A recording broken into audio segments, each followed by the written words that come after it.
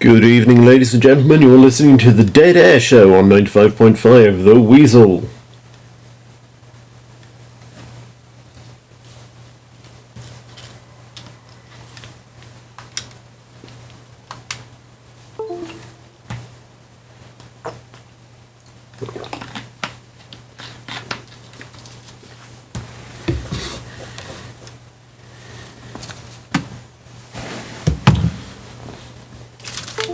the Highway Trust Fund. So either that's a trust fund for the highway while it goes to college, or it's a fund for the Highway Trust, which maintains a register of historically significant highways.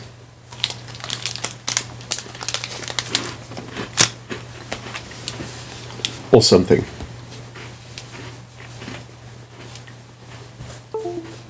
I should stop eating these Twixes.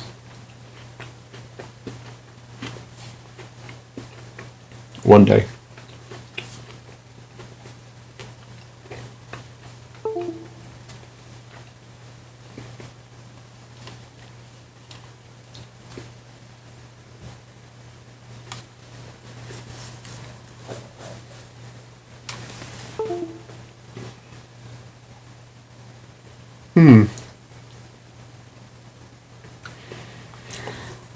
I played this with an Xbox One controller, and I note that it's got little recesses in the two thumbsticks, and I'm sorely tempted to paint the left one red and the right one green, just for that hint of maritime je ne sais quoi.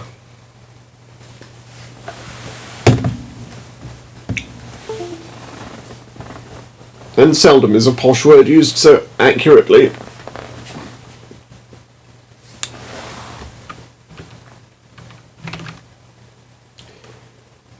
I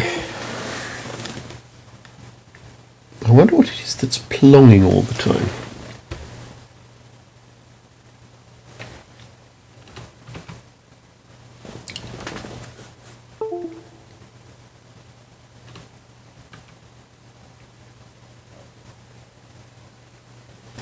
Is it this bugger?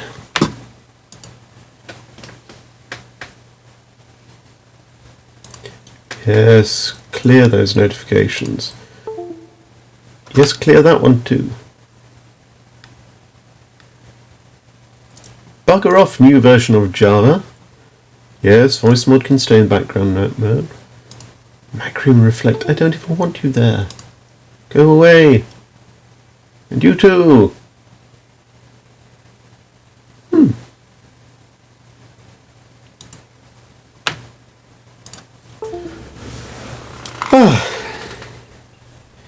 Here we are again, this time on the Yorkshire Moors.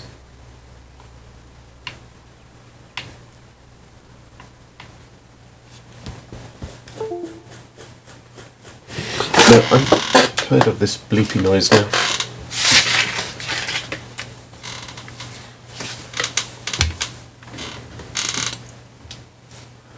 Okay, so we're all the way back here. But at least we can still see the map. But what's that plonging?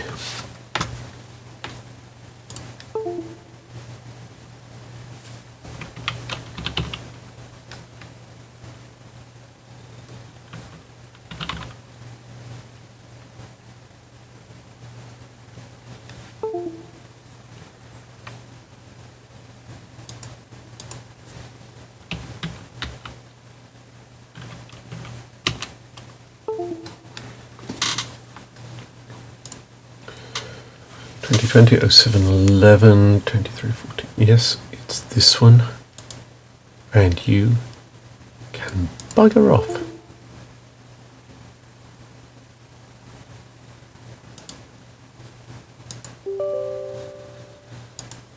Yes, disable you.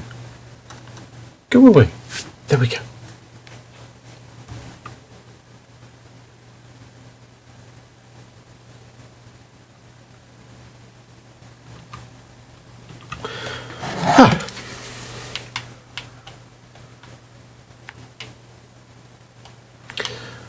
There is an unidentified USB input device on my computer that has a habit of wanting it known that it is constantly connecting and disconnecting and reconnecting and generally buggering about.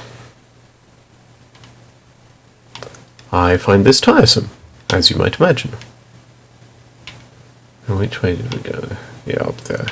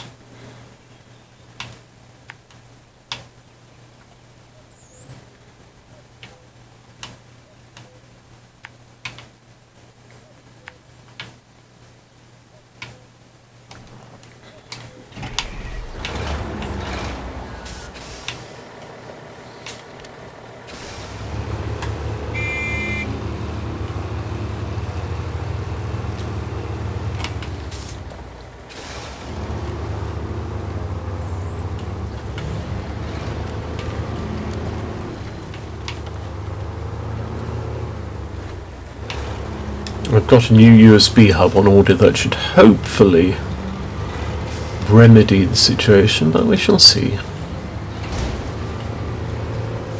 Ah yes, let's get this engaged. Trainer activated. And that. Activated. And that. Activated. Activated. And that.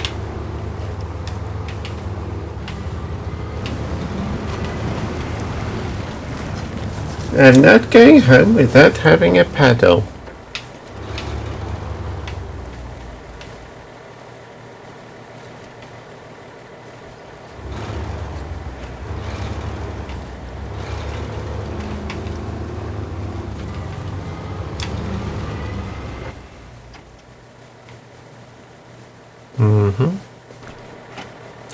So let's see if we can get up into the woods here, or if we'd better take a scout vehicle.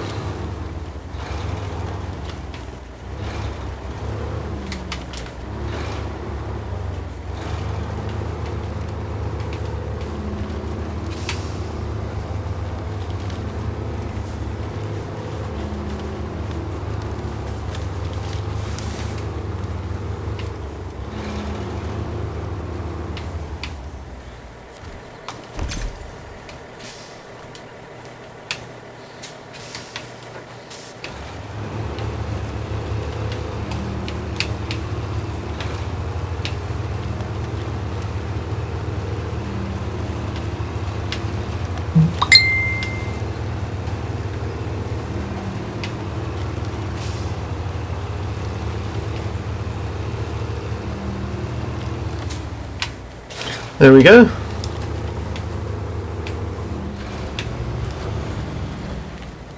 A successfully rescued upgrade part.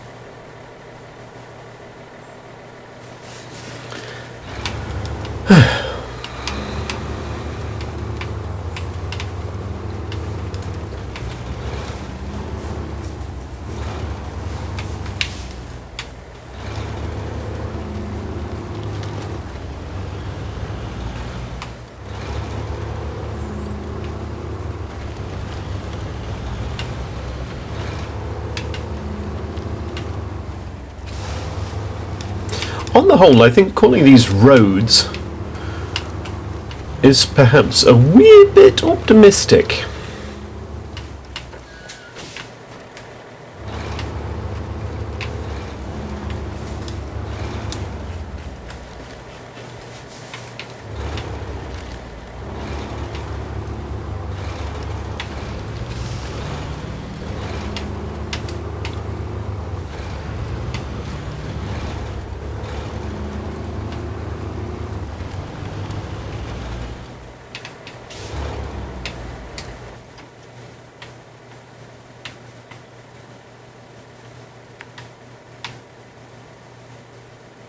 Oh, that's where that one is. So, right, we're here. You may recall we've seen this truck before.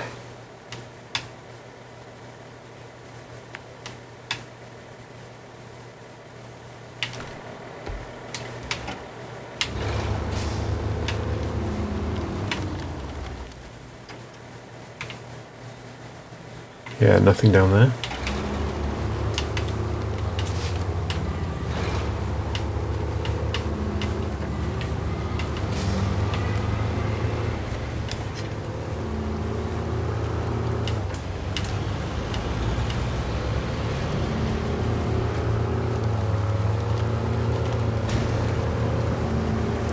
Sploosh!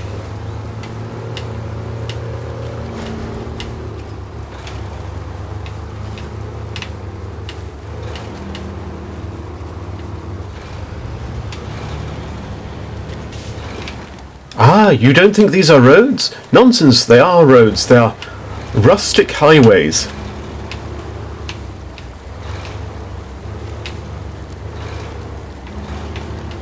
With a certain bijou appeal.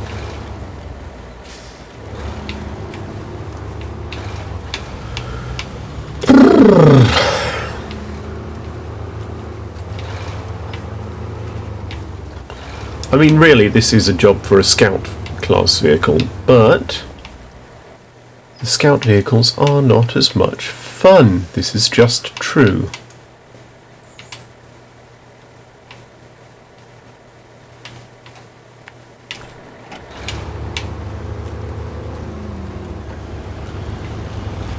It's just the way it... Oh, did I see an upgrade?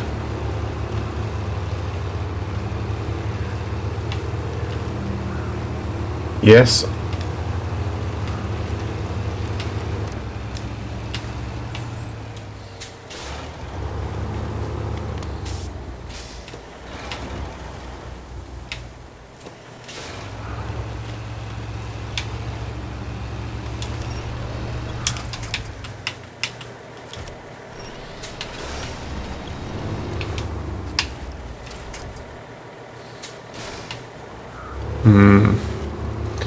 So we have to get around all these stumps.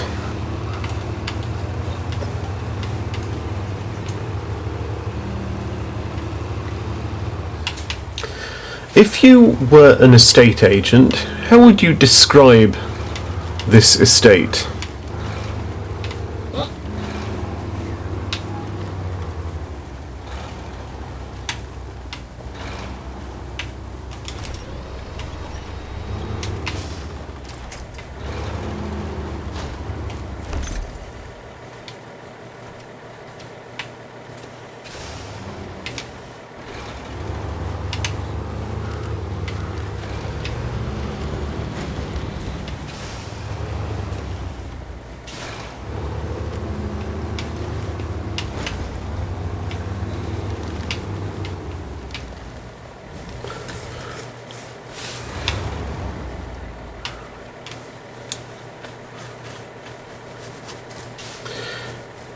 Quaint cottage with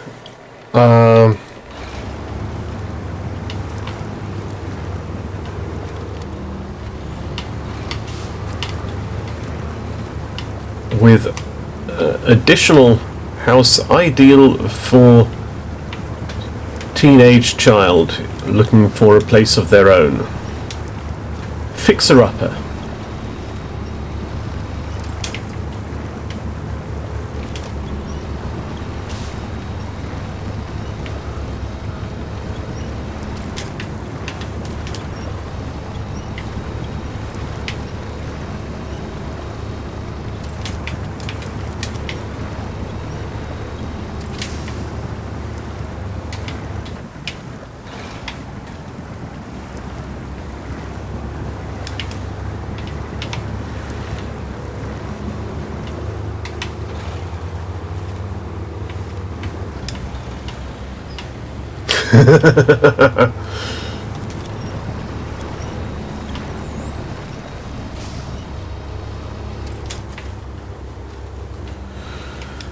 I never really was a teenager.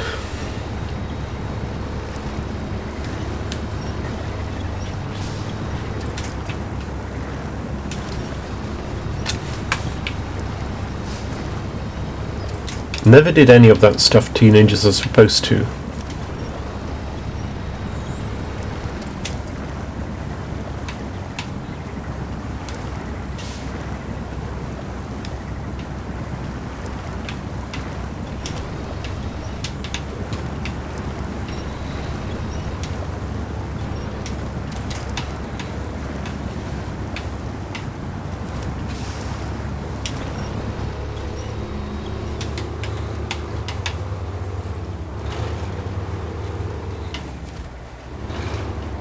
Now, let's see if it'll let us go to Zimnogorsk this time. Fingers crossed, eh?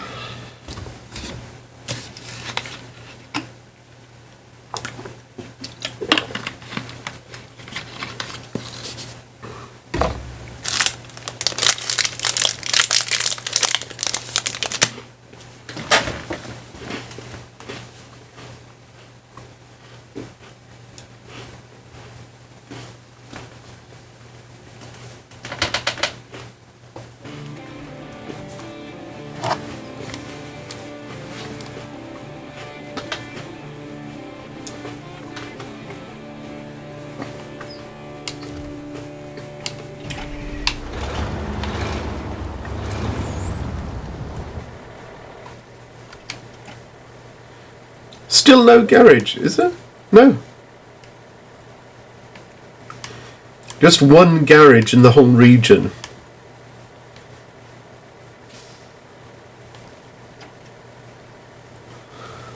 Oh, that's going to get up my nose.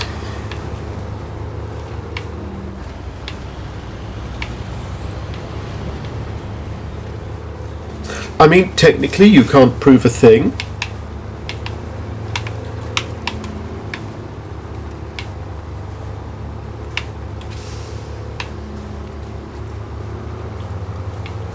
And I would like the court to note that there is no evidence of that.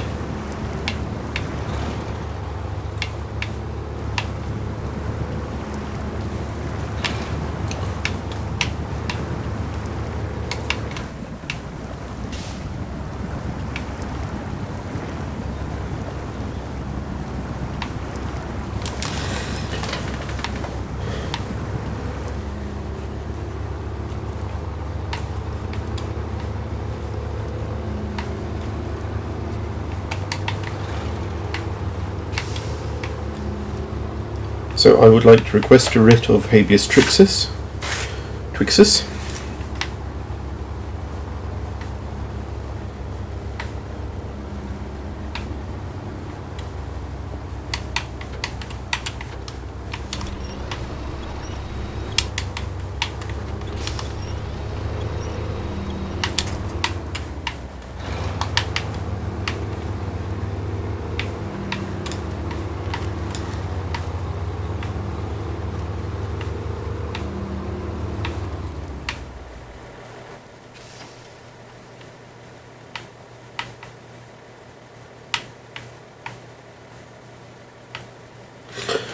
Yeah, this looks like it's quite a small map, at least.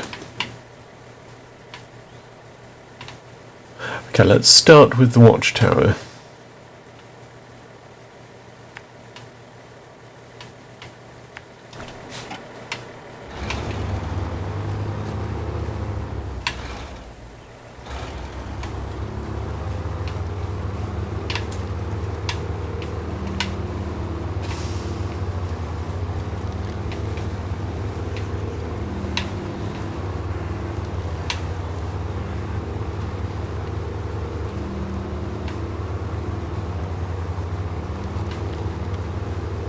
Frankly, the people of Zimnogorsk have severely neglected their roads.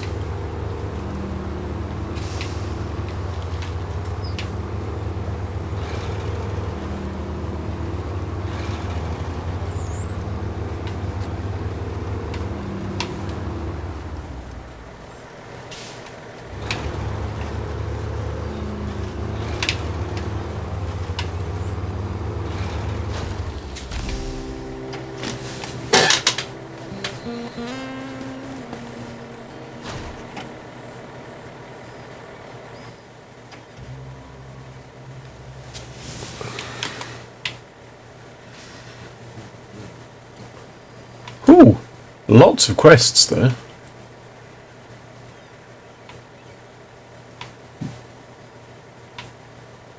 Why is that trailer stuck in a fence? I would say so, yes. The local council should resign.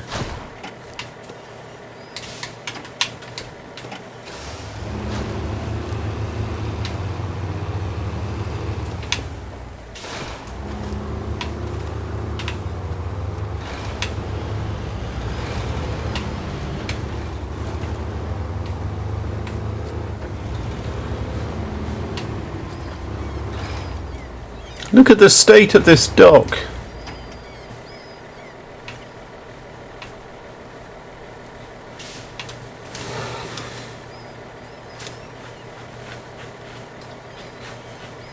I mean, look at that.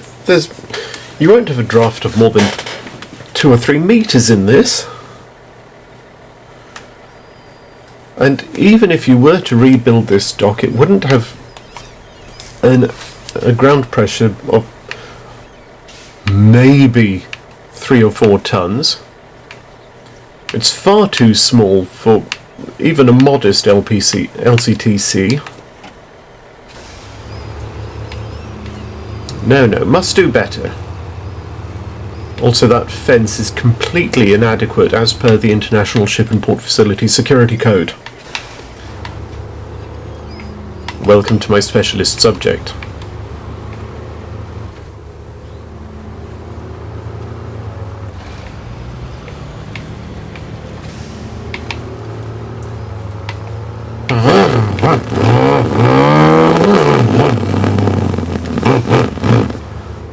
Yes. They are fools and they are wrong. They are a curse. They should disperse. Deliver some materials from quarry that will let us recover bridge in Zimnogorsk. Does that mean that there's nowhere in Zimnogorsk that has concrete slabs? Of course it does.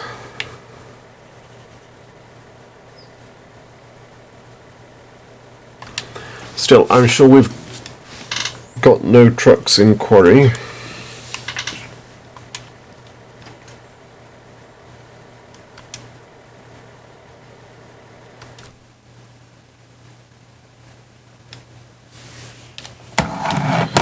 So we'll pop back there, pick up a truck, pick up some, whatchamacallums, concrete slabs.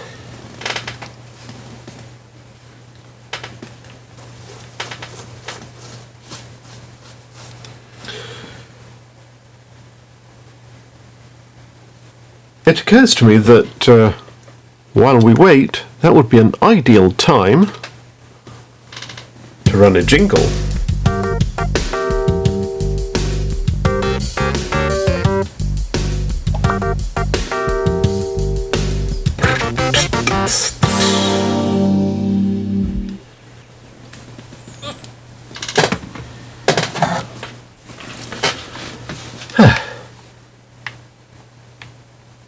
Down there and into quarry.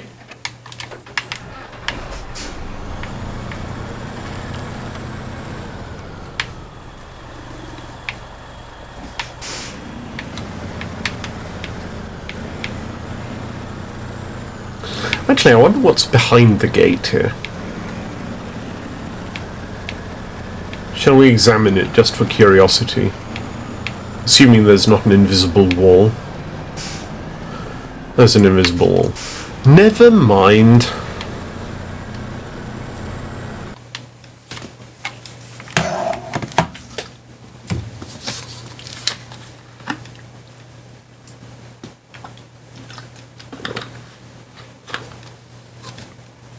It occurs to me that that does look like a military checkpoint.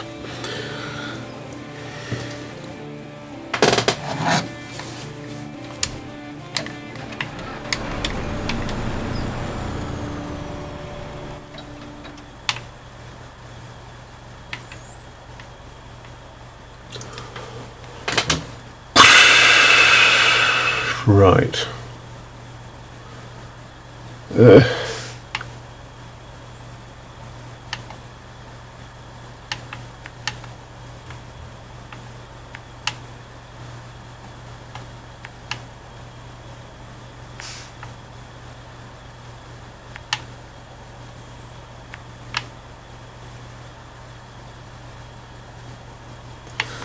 Yeah, we'll just follow the road.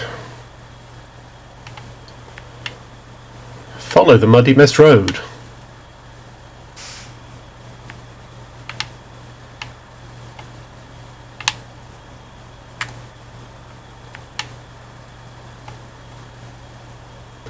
I think the concrete slabs are actually a 2-unit cargo. So we'll see if we actually can carry both at once.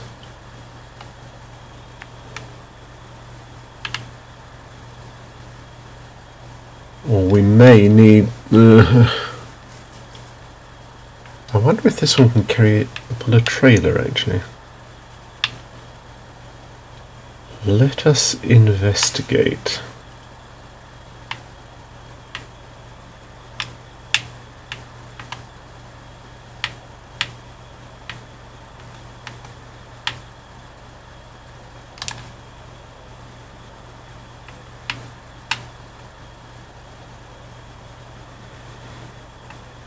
Oh no, that's a fifth wheel trailer.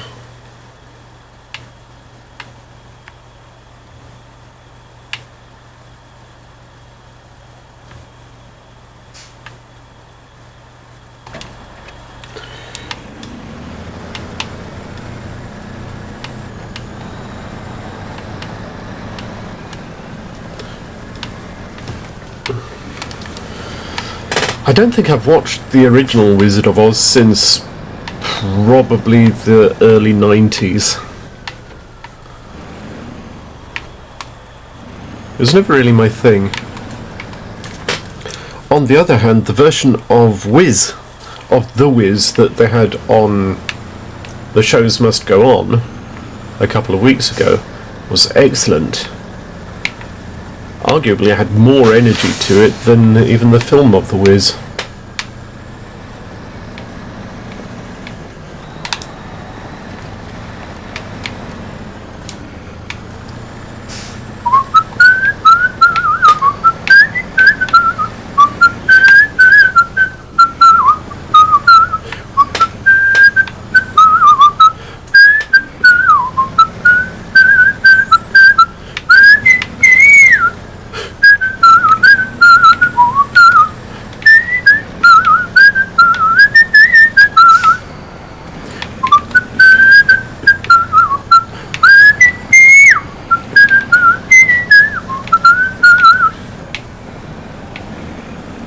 No, never either read Wicked or seen the musical.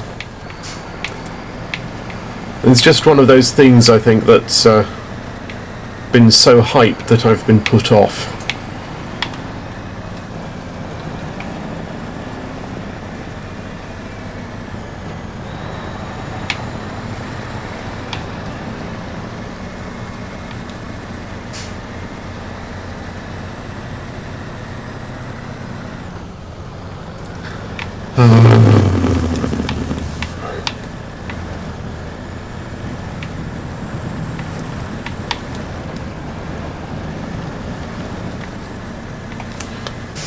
So much is these days. Some of it better than others, of course. And some of it 50 Shades of Grey.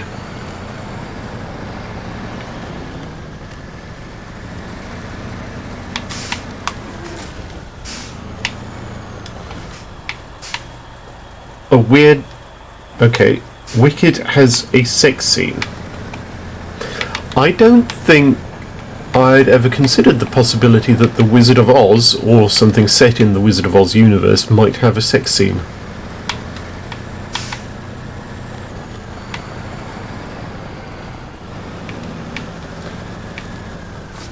Oh, several! Oh, that's perfectly reasonable then.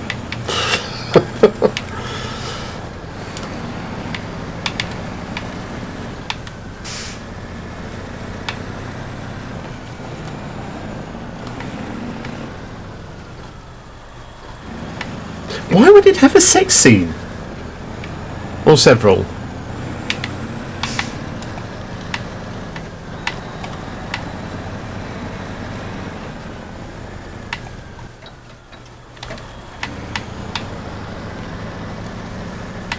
I just can't imagine anywhere that they might fit one in. A scene, that is, not, you know.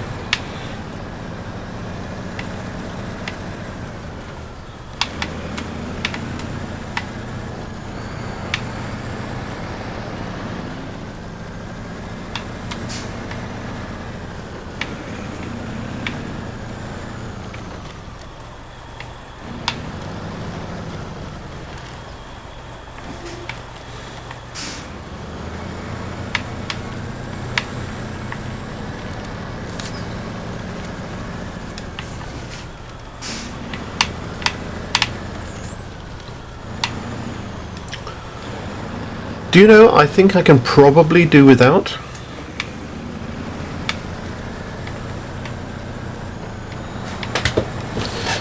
Do you remember, ye gods, that must have been 15 years ago now, when there was big news about some sort of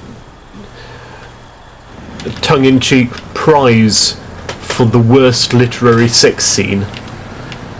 And it went to Alan Titchmarsh, of all people.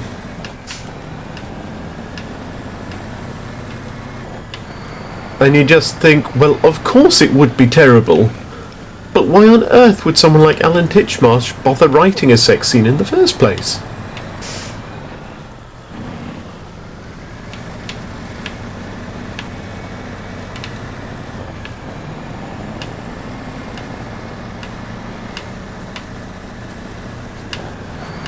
I mean, I can think of all sorts of flowery similes.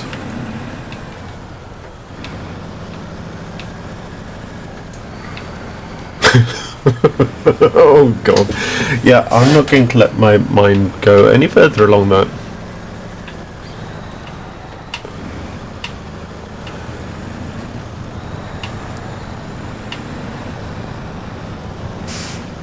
I reached a pun on tulips, and yeah, that's as far as I'm going with that one.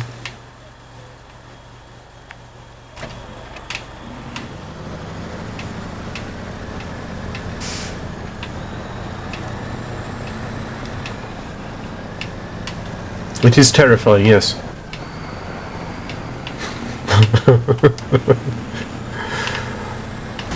Tell you what would be... Did I just get hit by a flying sign? I shall write to the council.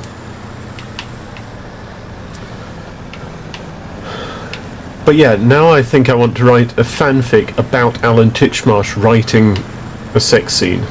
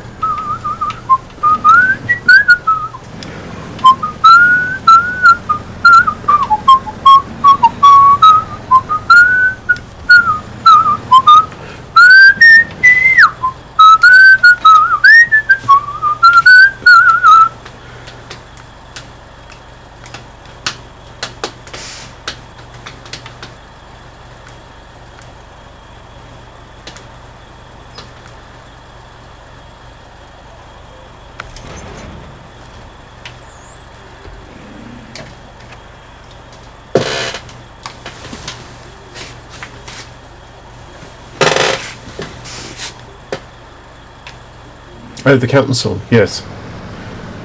The council were all eaten by werewolves. That's canon now.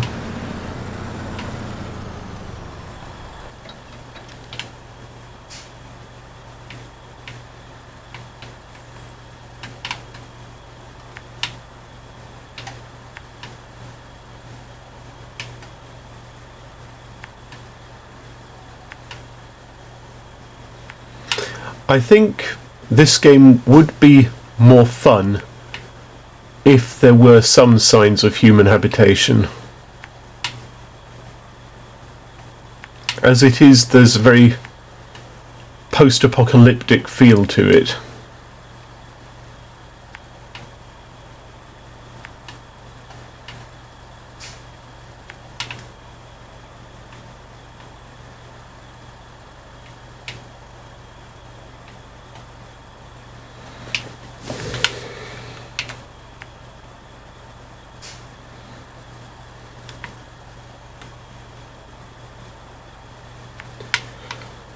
I mean, frankly, regardless of what he writes, I can't imagine Alan Titchmarsh being eaten by anything.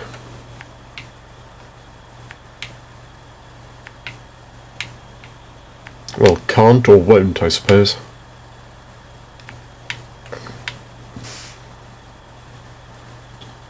A matter of psychological self-defense.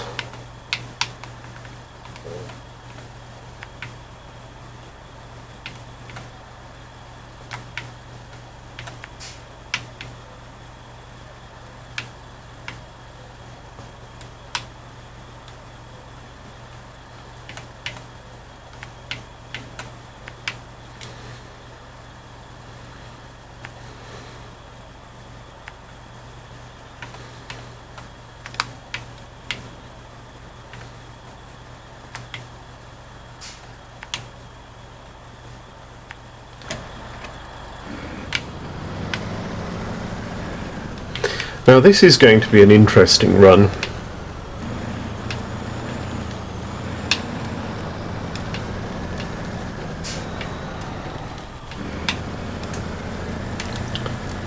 Because the concrete slabs are quite heavy.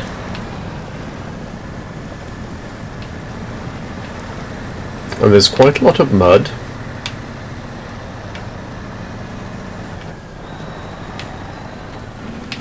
And it's quite a wobbly road.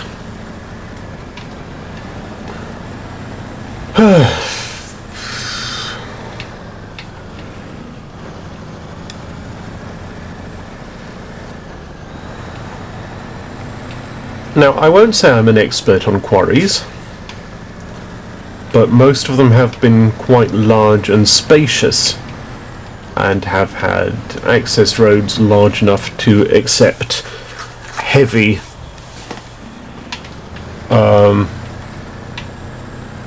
dumper trucks. The ones in this game have had little farm tracks.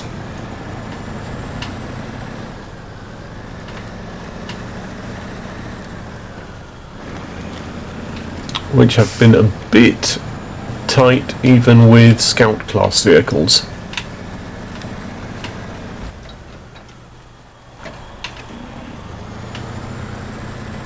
So this is going to be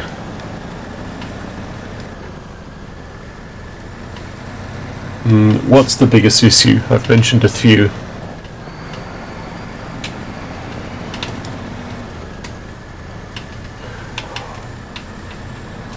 Ninja winch. Well, they're quarrying concrete and then casting them into concrete blocks in the quarry, obviously.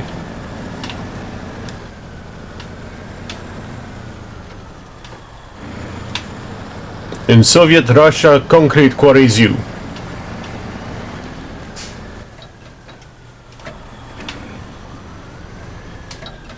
What's down that road?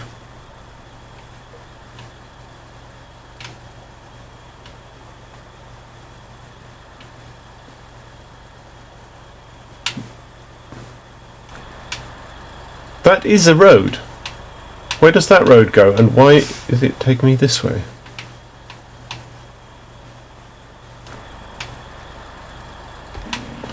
Fair enough.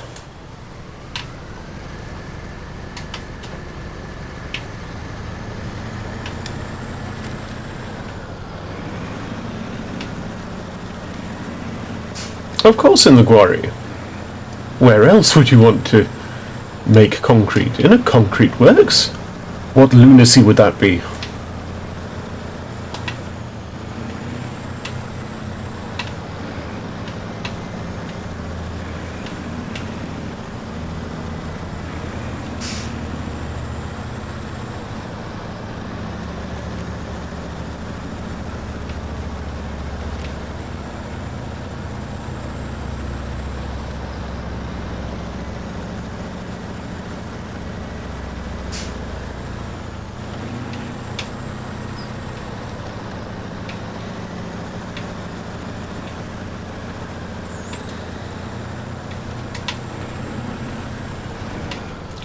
Yeah, that is definitely a road there, and an easier road than the one that's the obvious road. Look, that is nothing on the map. That is a road. We need to get the Ordnance Survey in here. They'll do it properly.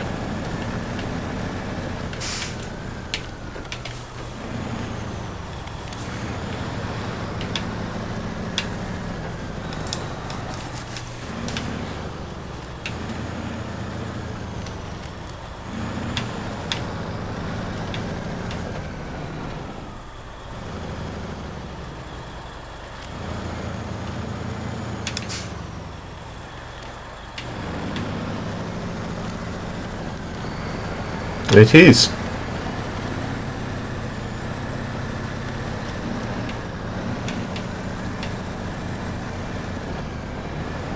I don't want to go into the pit.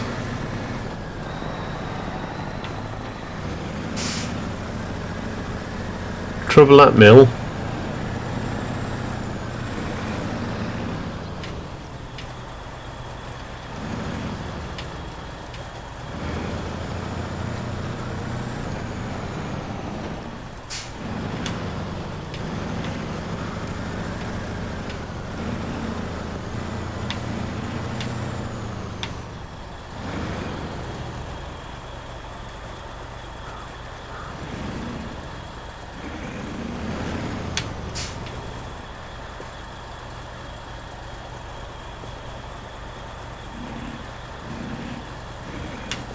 This is going to be a terribly bad idea.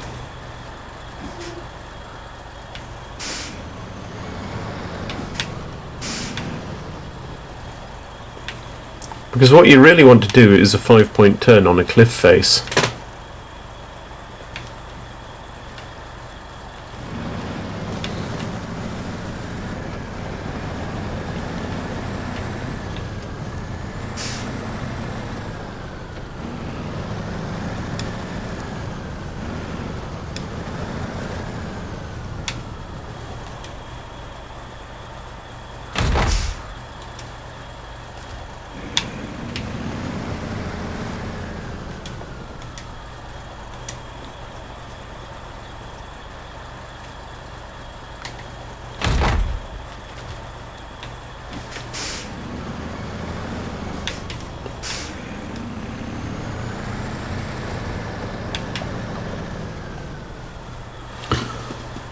What does that say?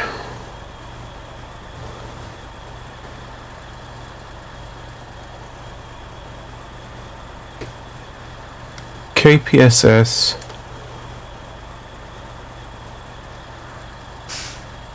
Avantgarde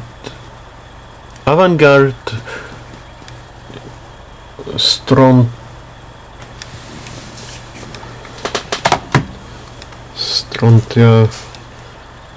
Komunismo?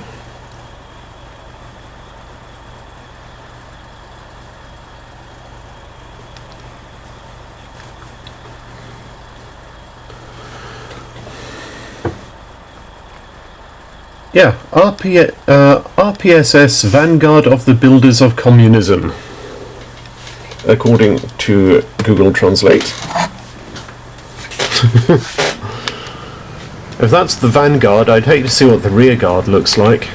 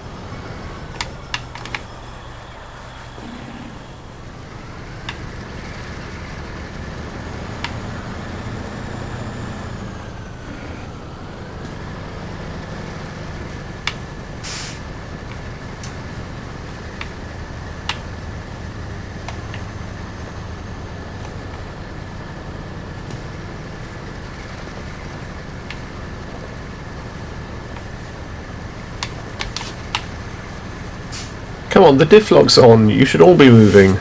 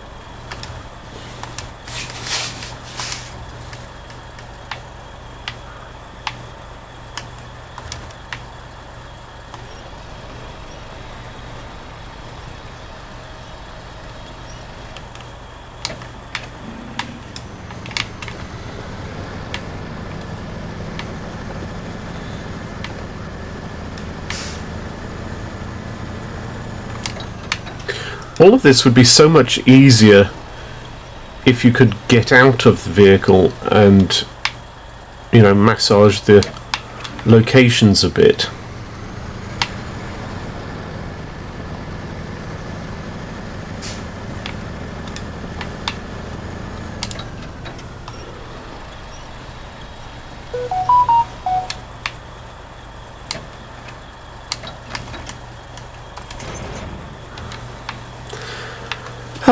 There we go.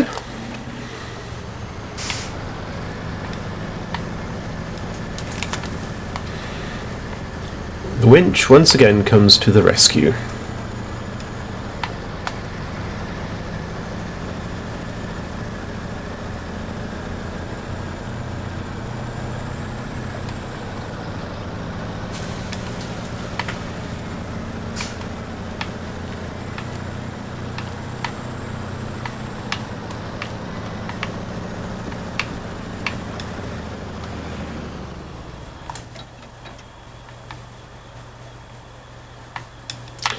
I think we might try it round here instead.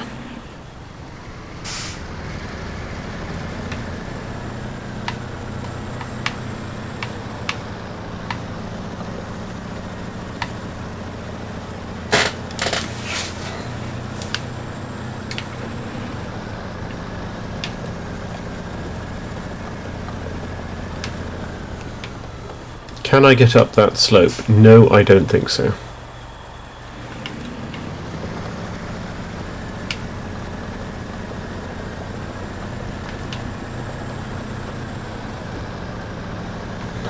This quarry does not have adequate access roads.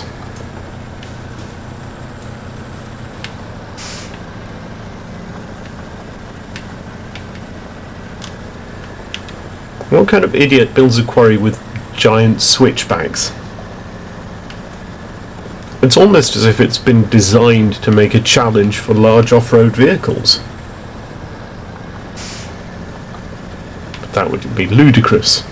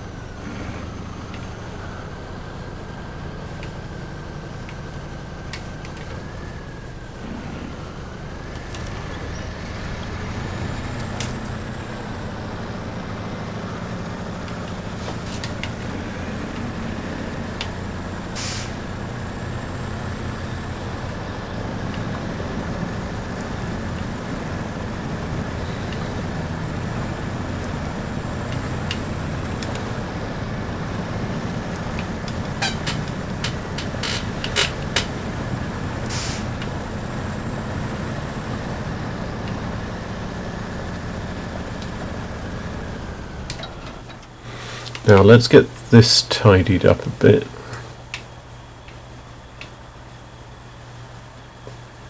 Beep, beep, beep, beep, beep, beep, beep, beep, beep.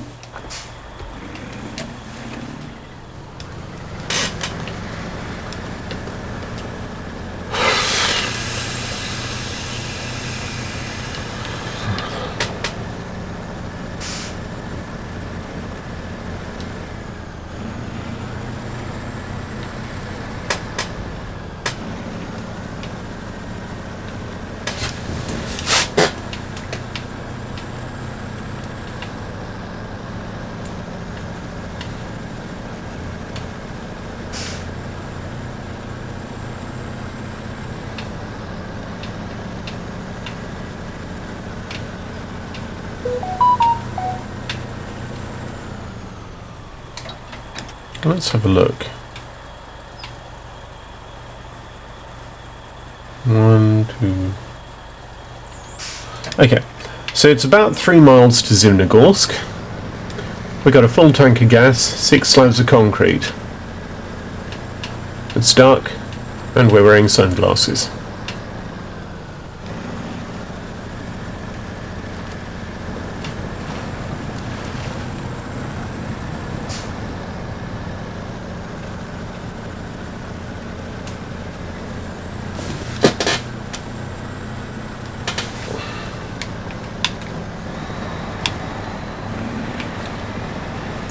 But I think this lot I might try not to tip over.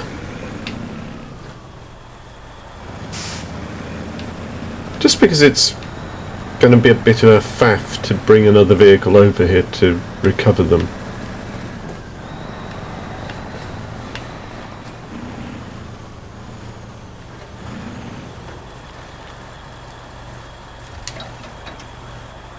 Show me the way to Zimnegorsky.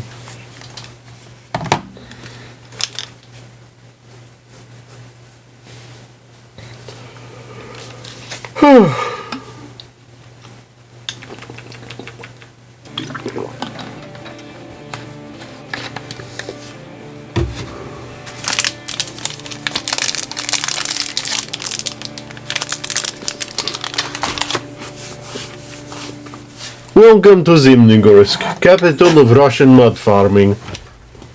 Oh, bollocks.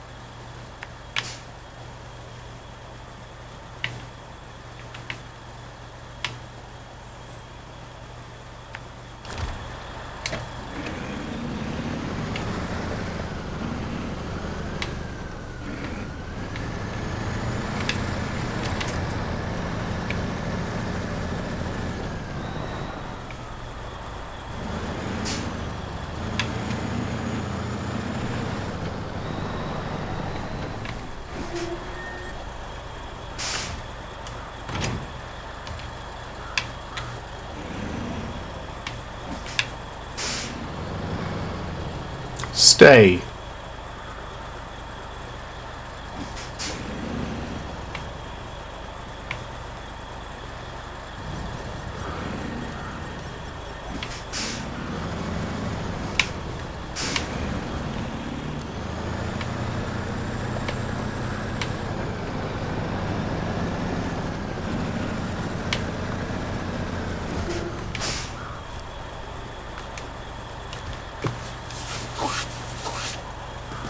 Find a use for it, yes.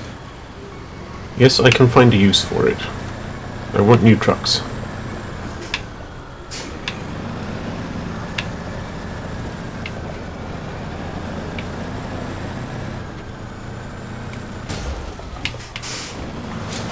That's the thing about this game. Much as it's entertaining to drive around, earn money, and buy trucks, it's much nicer when you can find someone who gives a truck.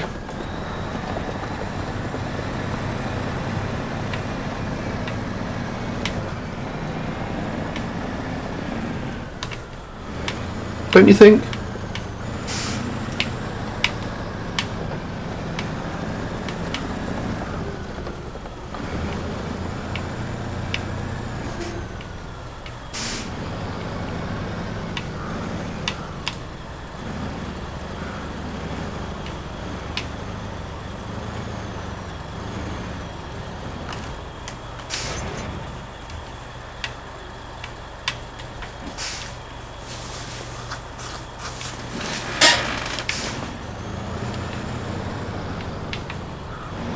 Now, what's this by the bus stop?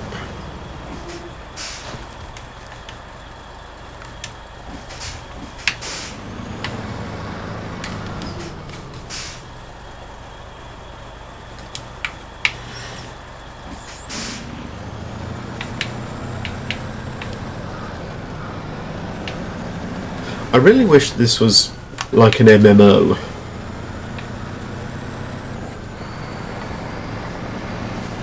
So there'd be constant activity and other drivers and NPCs.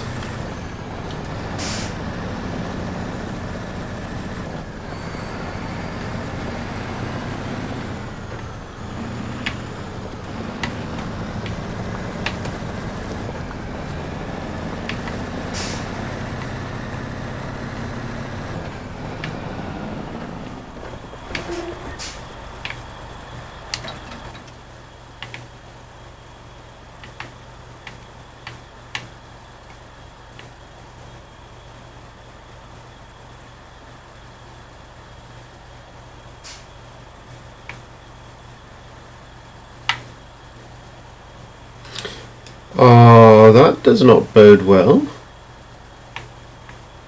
Does it? Let's not go that way. That is a silly place. We'll see if we can go round instead.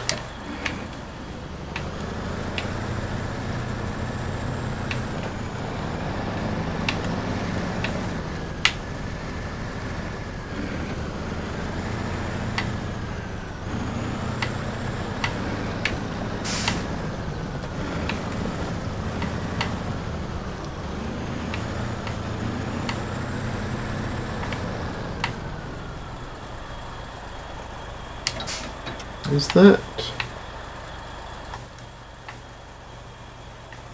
No, it's just a rock. Down by the riverside, down by the riverside, down by the riverside. I wish that was a repairable bridge. It's in a convenient location.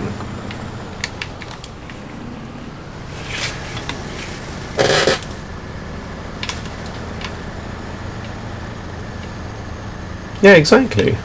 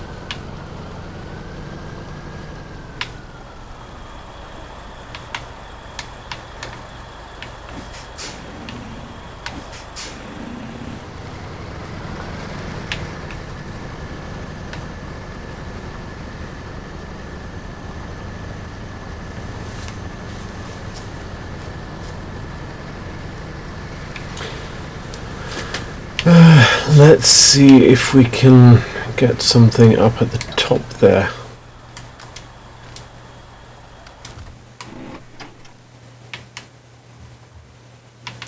To assist.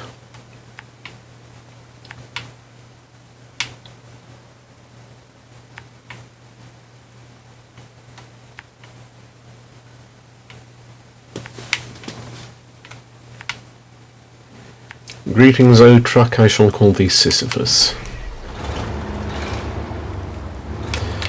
Yeah, I'd like it if you could actually, you know, restore these places properly.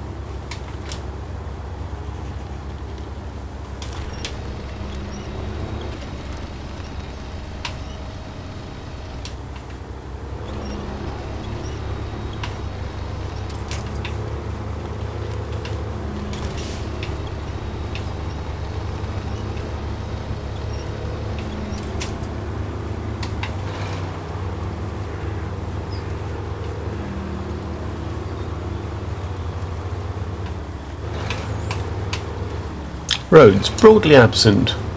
1 out of 10 must do better.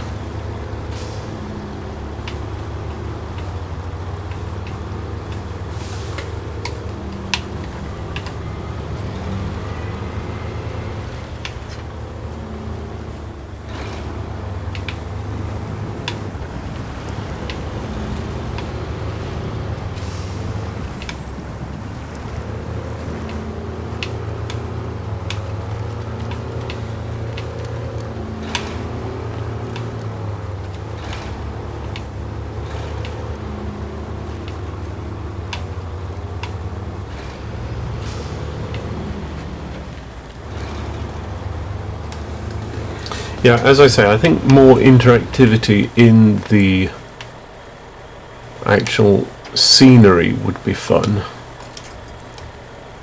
A little bit further.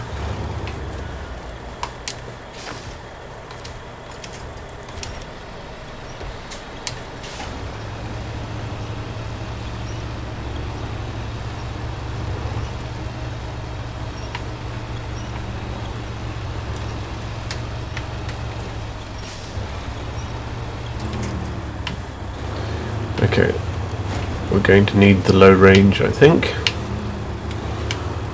And you know what that means?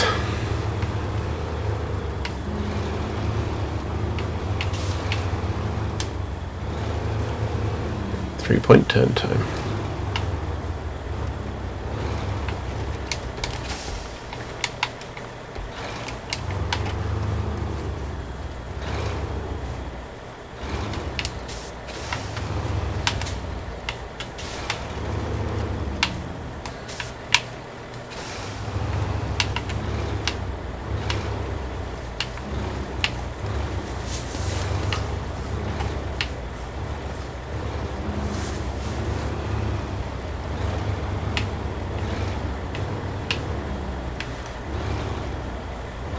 Actually, I wish there was a map of Millbrook testing grounds for this.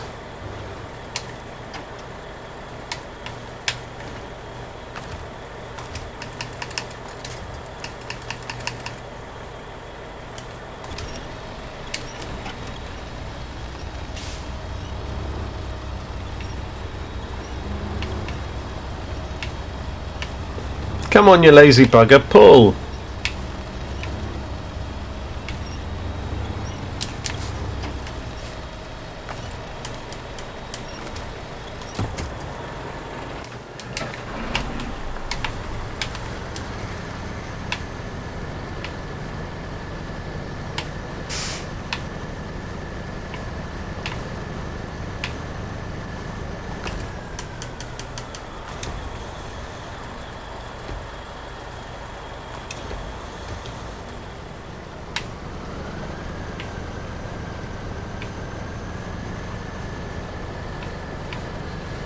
Maybe if I leave the trailer there for the time being.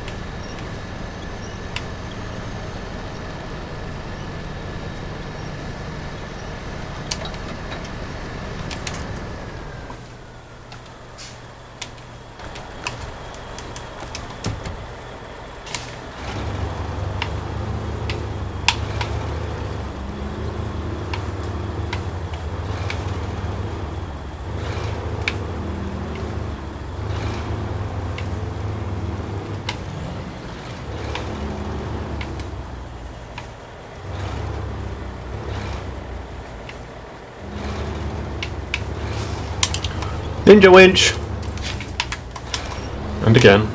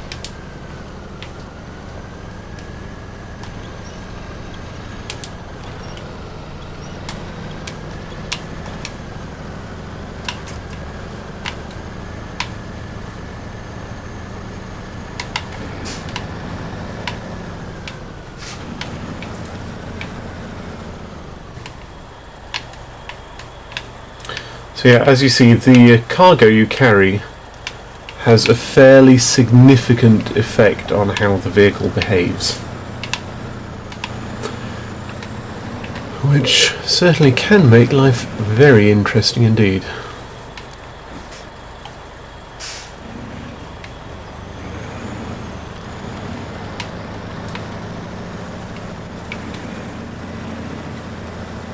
So I'm going down into low range gear for this particularly arsey bit of camber. That's a technical term, obviously.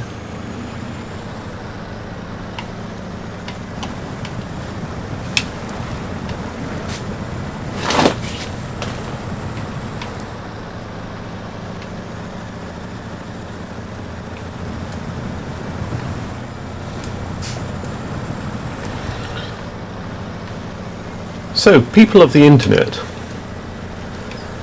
if I were to start streaming my broadly weekly D&D campaign, would people be interested in tuning in?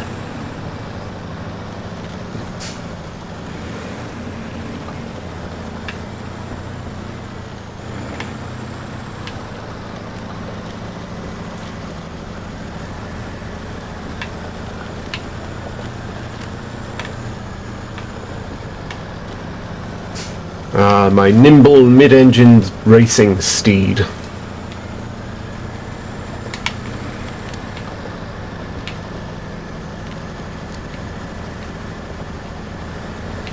I'll check in with my players then, see if they'd like to stream it.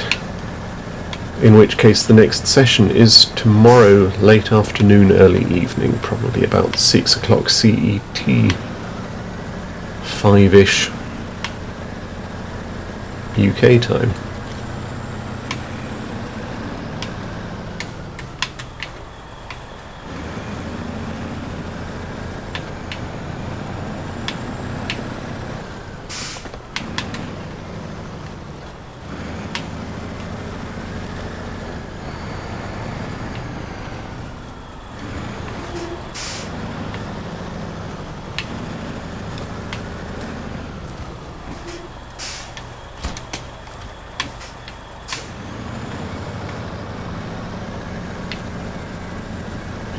I'll just see if there's any objectives to pick up in here.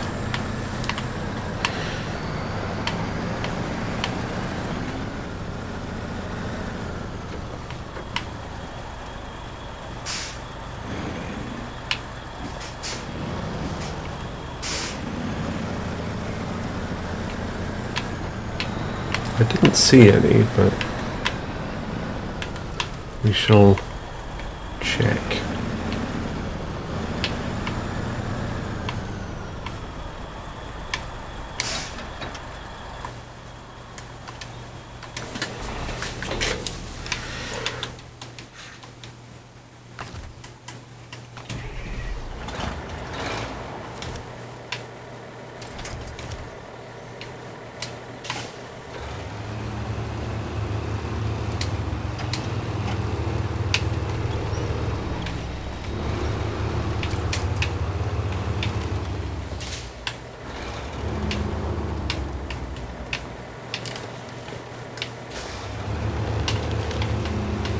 Excellent.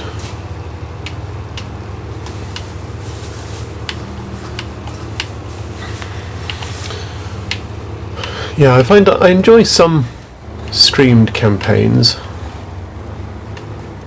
I listened to Critical Role for quite a long time, but it just got so long-winded. And it's just not quite my style of game.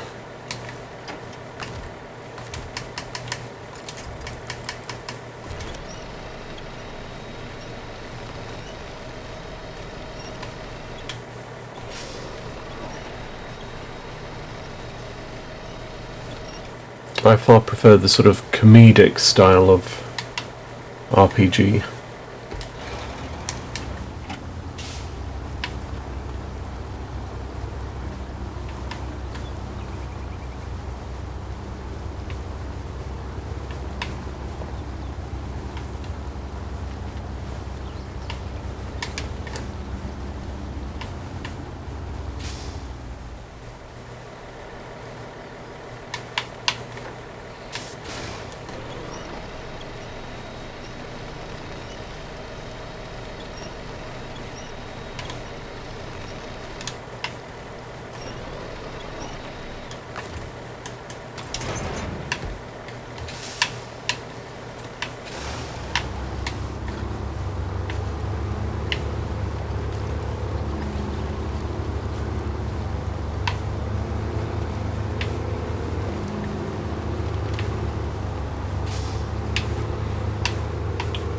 That's why I prefer the Ox Ventures to Critical Role.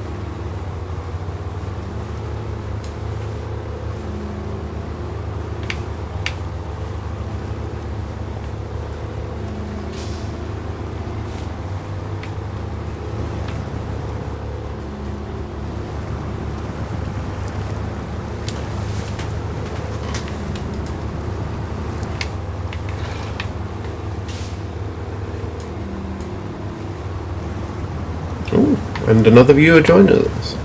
Hello.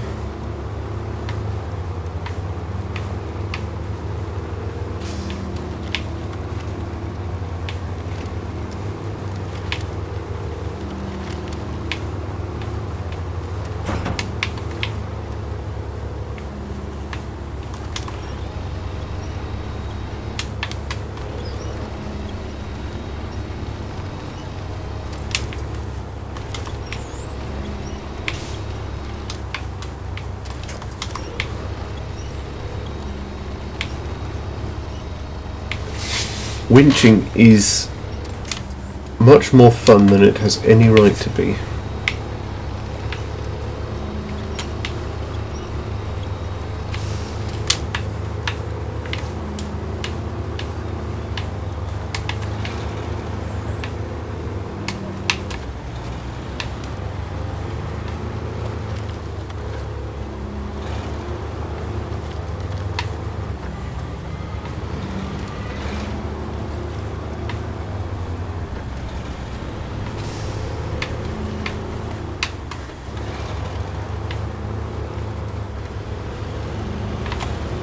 Soon we shall have a working bridge.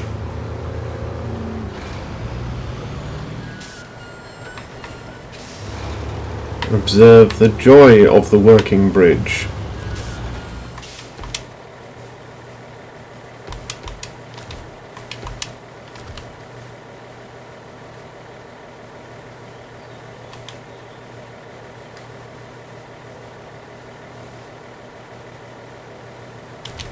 Oh. The cargo has become unpacked.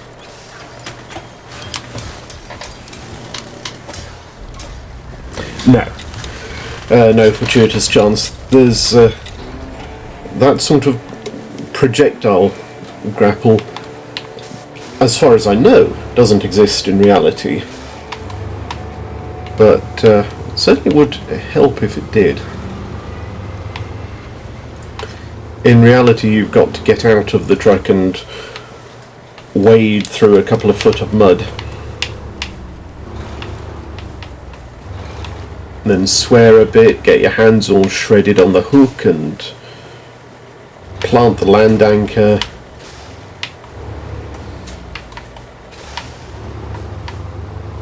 Very, very true. The world would be a better place with rocket-launched winches. That's all I ask. I mean, why can't it be real?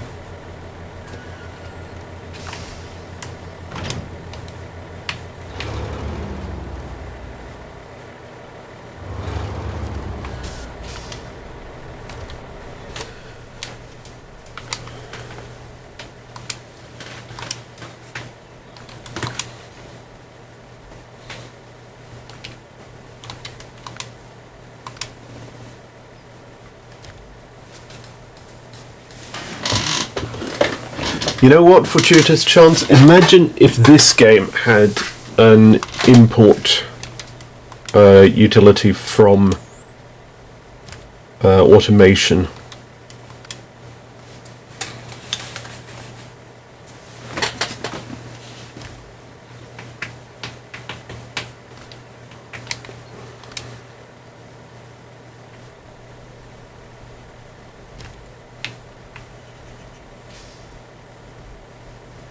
Yeah, let's do this one. Well, that's nearby. Good.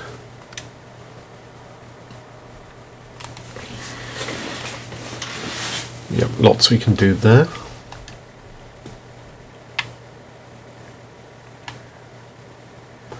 So we'll start by collecting this upgrade.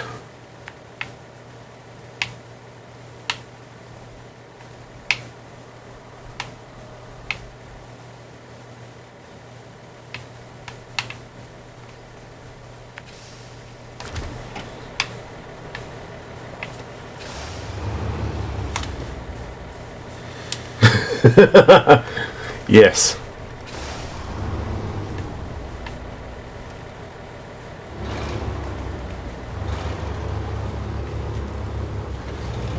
And if it didn't pass health and safety legislation in the US, you just tell Trump that it would annoy the liberals. And then he'd grant an instant exemption.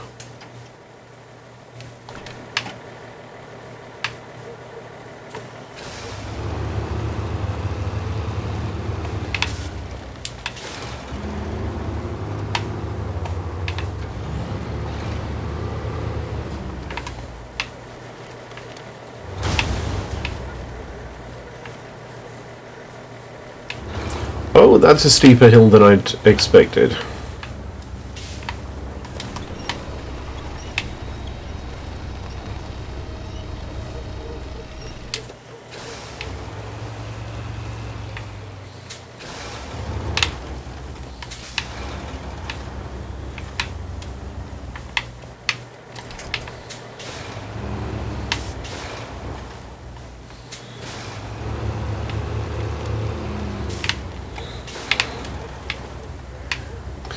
There aren't a lot of mods out for it yet. But I'm hoping for some more.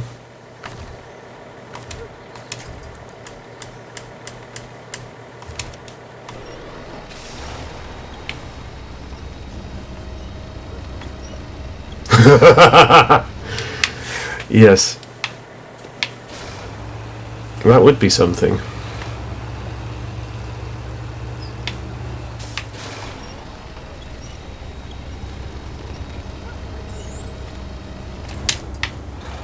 All I want is to barge between those two trees.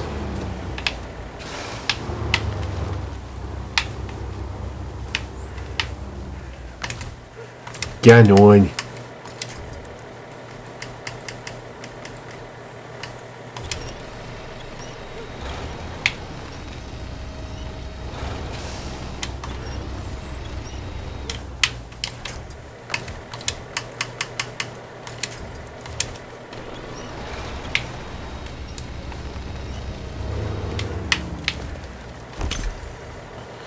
There we go.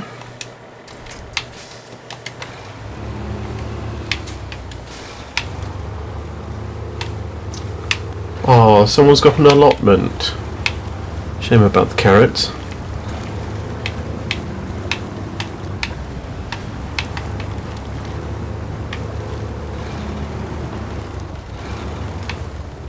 I mean, to be honest, you know it's gone badly when your back garden has reeds in it.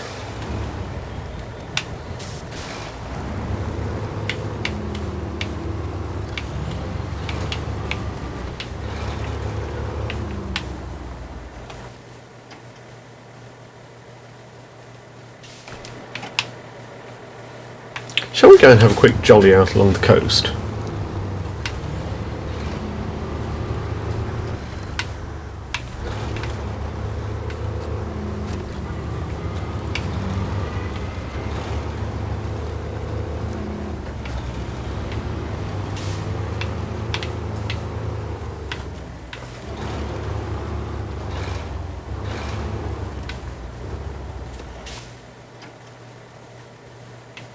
And that'll take us up in roughly the right direction too.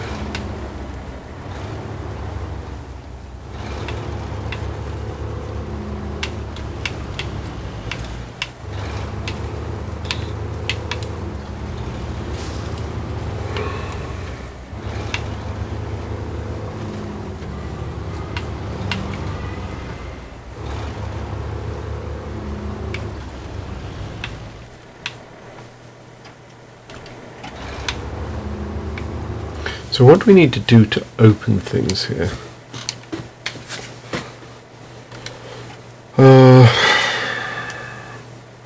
Oil recon and drilling.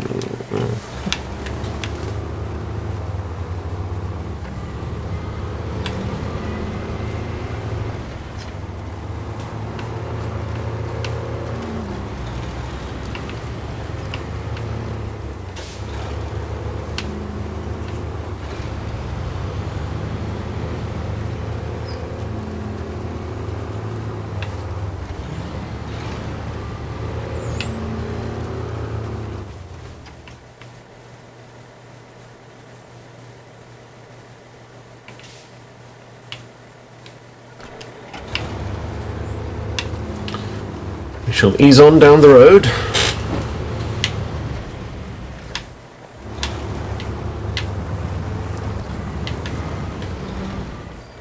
What's that over there? Nah, nothing.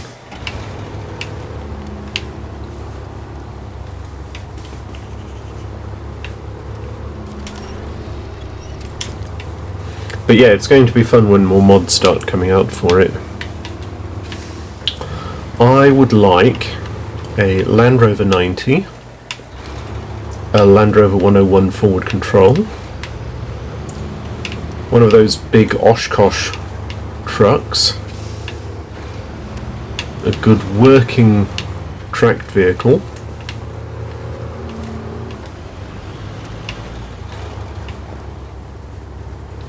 a Swedish terrängbil 11.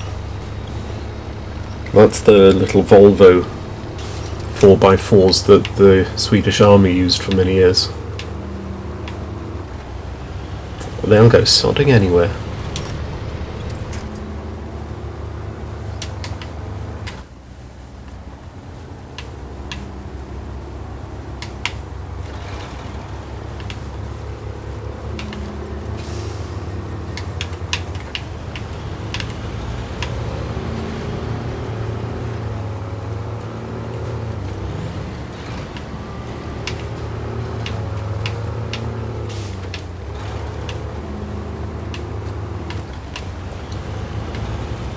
Which one? The TGB-11 or the 101 or the Oshkosh?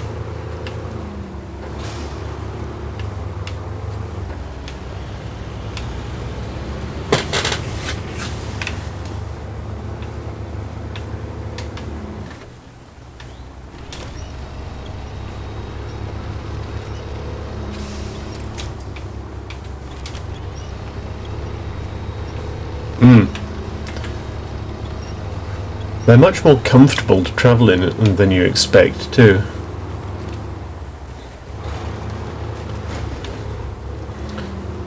I've seen one of them go along a 45-degree incline. Not up it, not down it, along it, sideways. They always look like they're about to tip over even on flat ground, but they'll go anywhere. Lovely vehicles. Spent much of my military service in one. That was a terrängbil 1112, the radio version.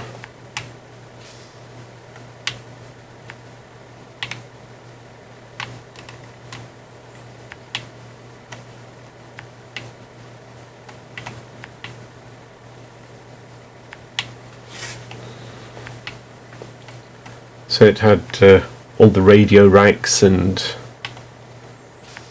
electronics and gubbins. They were good times.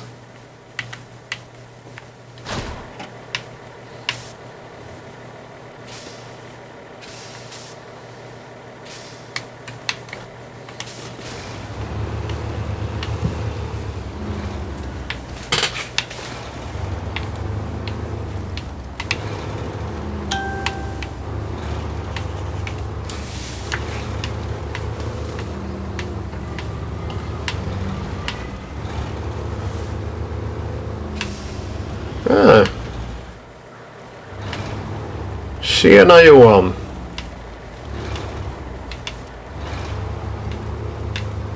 Now that name sounds familiar. I believe that too may be a colleague. So hello and welcome.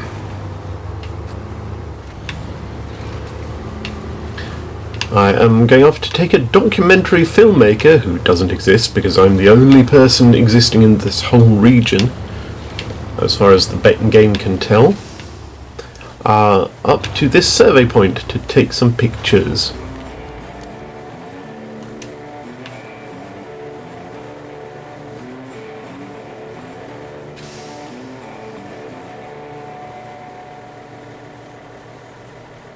I mean, there are worse views.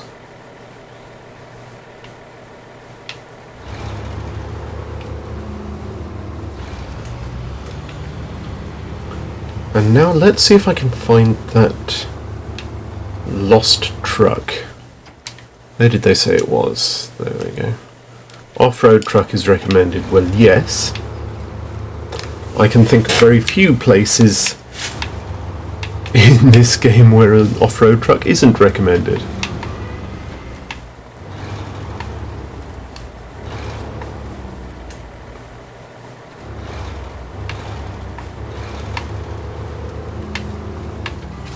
Although it would be hilarious to see a mission turn up where it says low-slung convertible sports car recommended.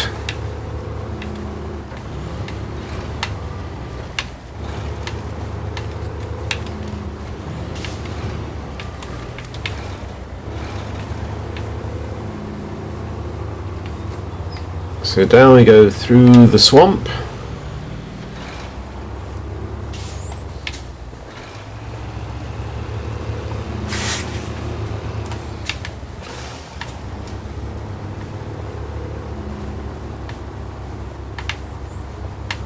Because, you know, when you're driving through stuff like this, that... No, that joke's going to need some work. I shall return to it one day.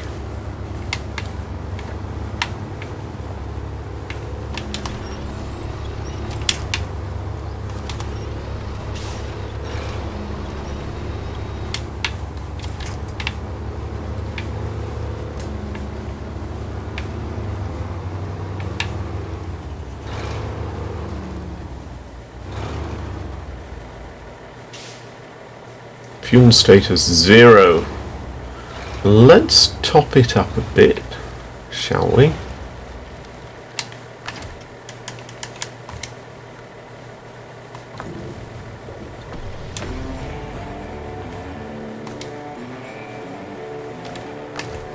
And can we? Yes, we can. Let's recover this one straight away and see how much we can modify on it.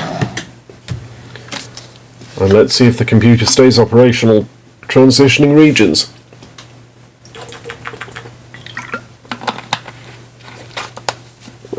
Let's see, do I have any Twix? Yes, I still have it. One bit of Twix left. Again, you can't prove that I'm eating it. There's no evidence. The evidence is gone.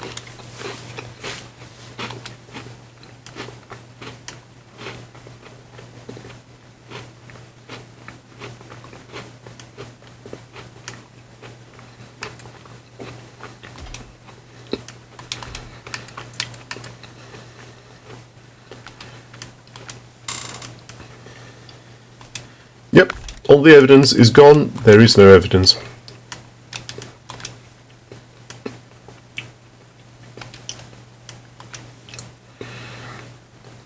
Now those road tyres don't strike me as incredibly useful.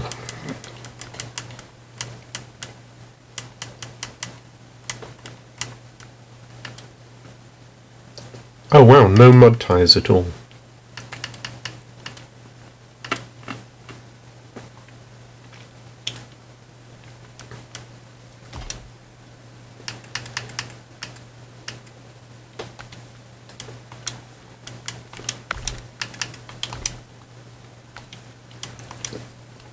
You know, I don't imagine I'll be using this. You mean the wrapper that I found lying about earlier today and picked up so it wouldn't be litter? Prove me wrong.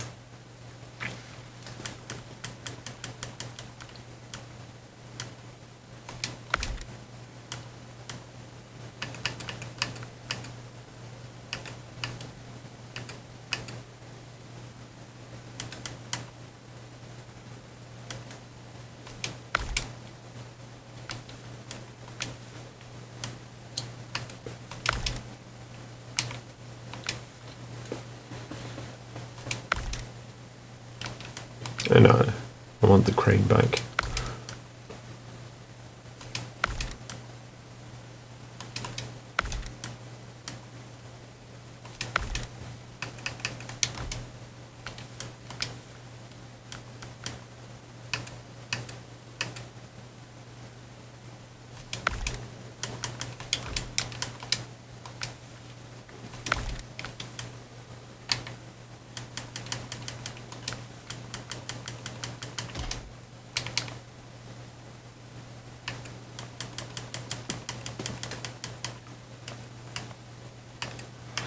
I wish this game had a sort of livery editor. I would spend inordinate amounts of time playing with that.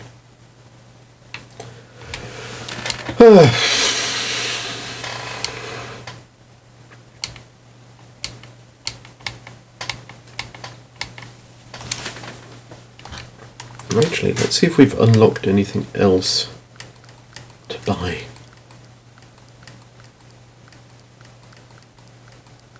The shopping craze has set in.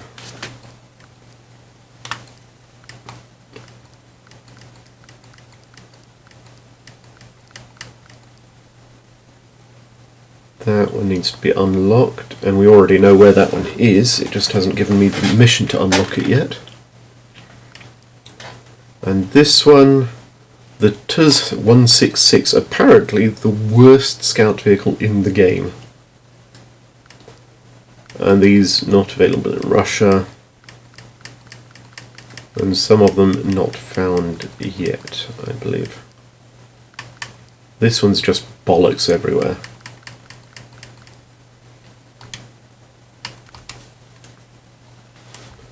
So let's see.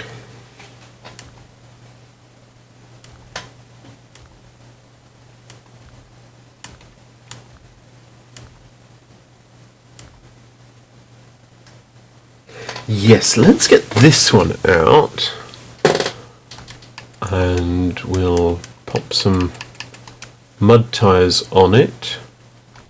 No, I don't want rear wheel drive. Night, Lucy.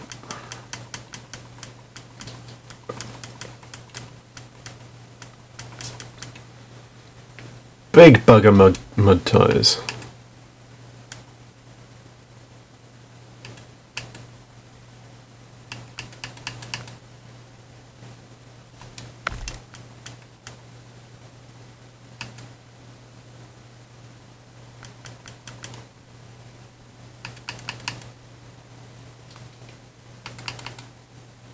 Yeah, we'll go with those.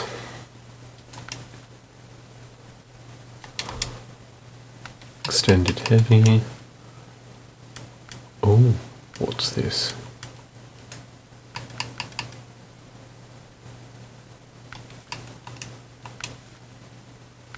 That'll do me.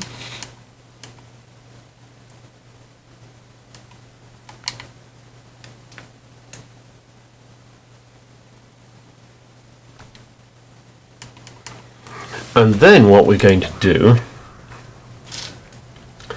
we're going to be a little bit adventurous. And this may not work.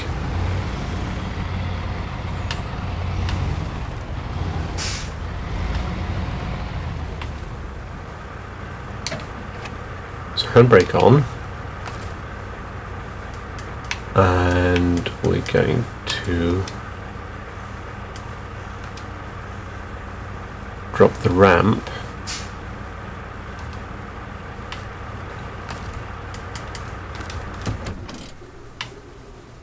No, not this one.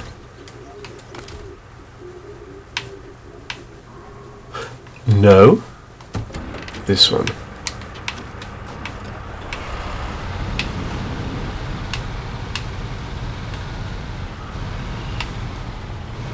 Now, if I try to drive it on, the geometry detection will probably fail, and the truck will just warp through it. So I'll switch this off, change to the 714, and then winch it on.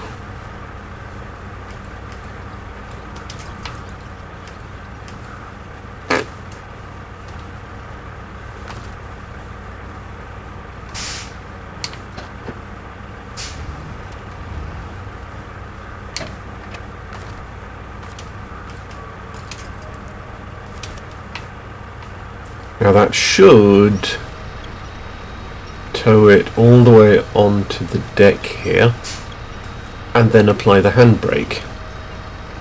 Fingers crossed.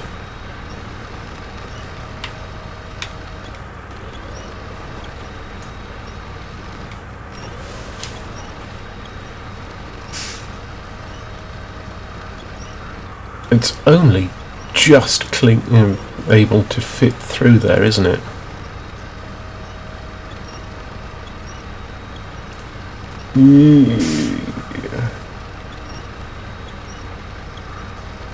Can you imagine the sound of those tyres rubbing against the side walls?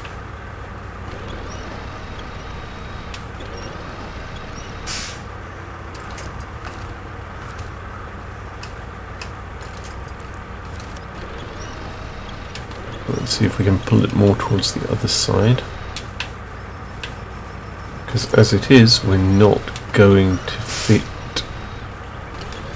2 trucks on the back there. Ho hum, it'll do.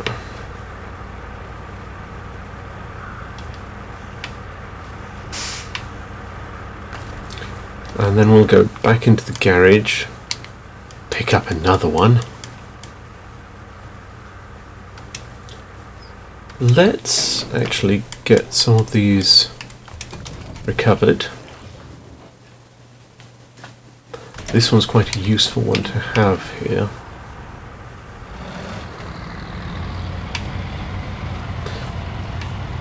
So, those of you in chat, have you played Snowrunner before?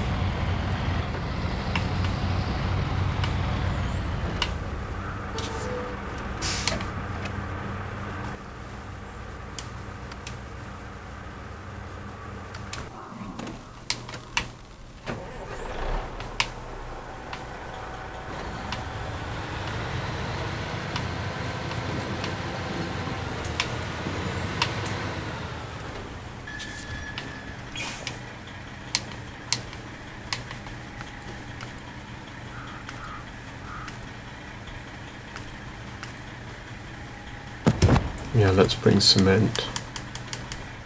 You never know when you're going to need it.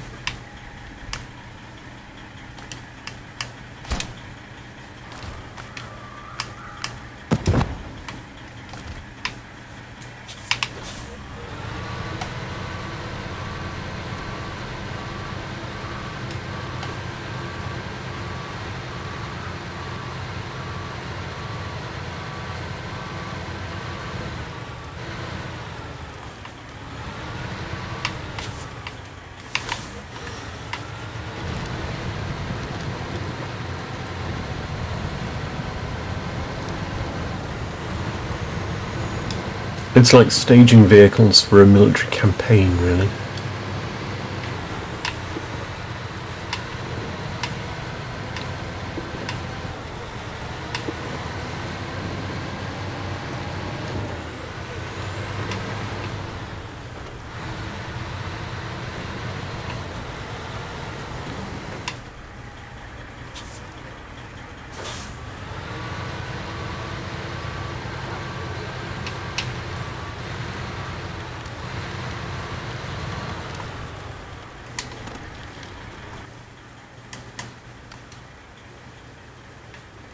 You are down there. Okay, well on its way.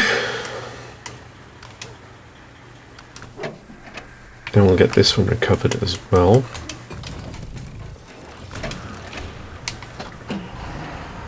Because this one's really useful.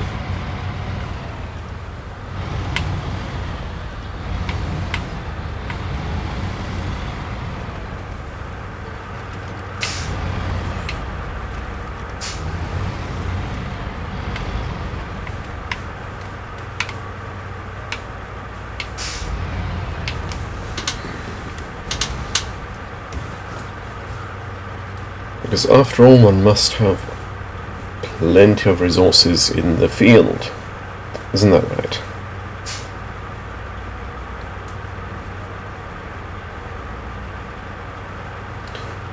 So we shall see.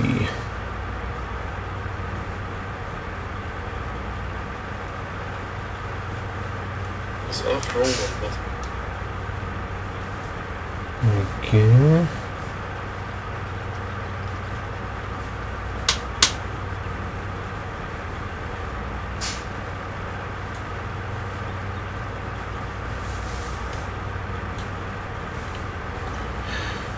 Now let's leave that one there. One thing I find about this game is that a lot of it is admin. This one, I like Land Rovers, but that one just isn't very useful.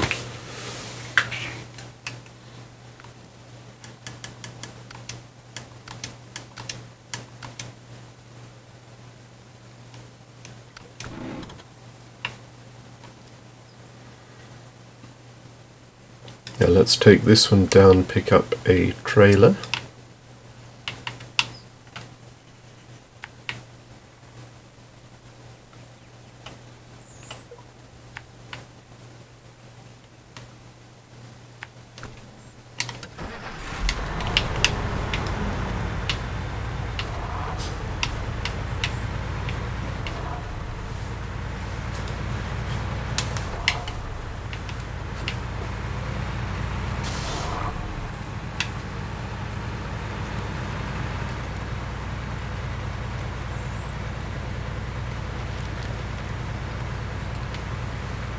It occurs to me that I've been going for about 3 hours now, and it's just gone 1 AM.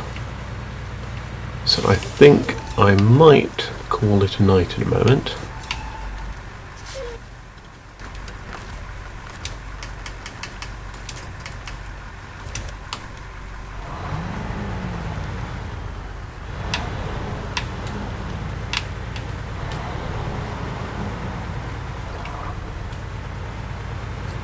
Oi, back off.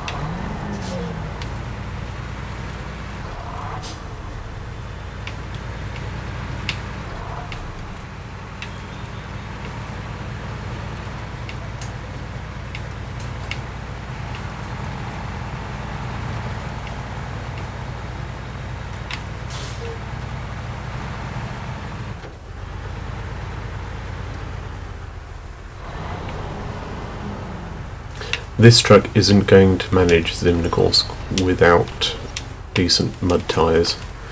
Let's recover it and see if we can find some decent mud tyres. Oh, those are the mud tyres. Oh, excellent.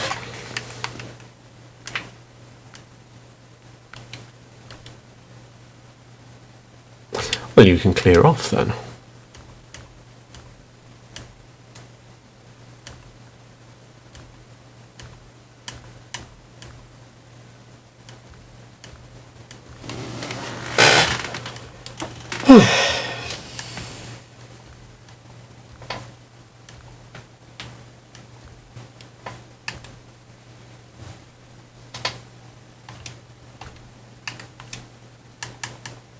Saddled high, that'll do nicely.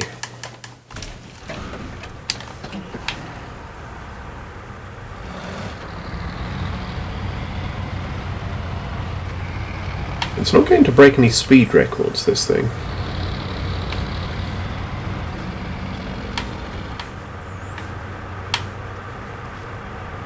And it's not ideal for narrow roads.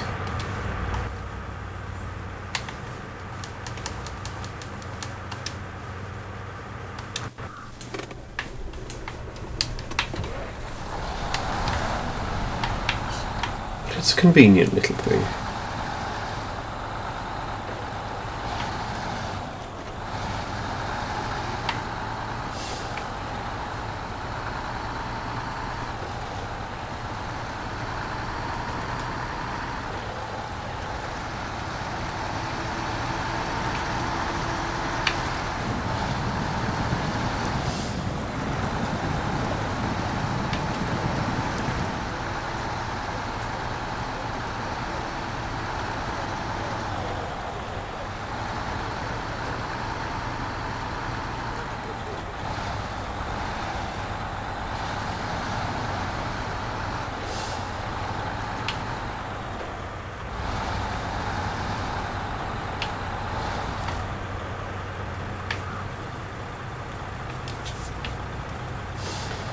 This can park here all the time being.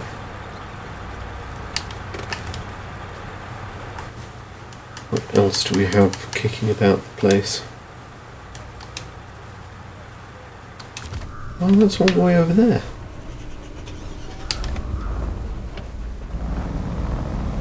This was a curious one. It wasn't ideal.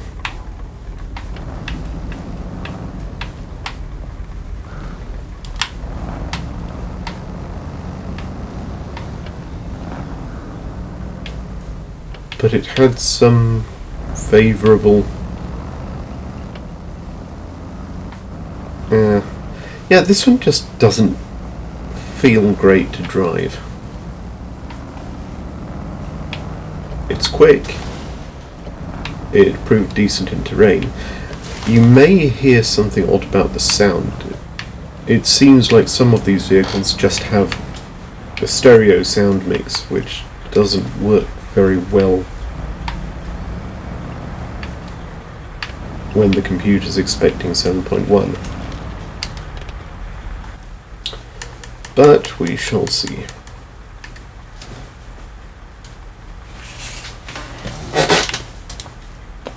Anything more kicking about the map?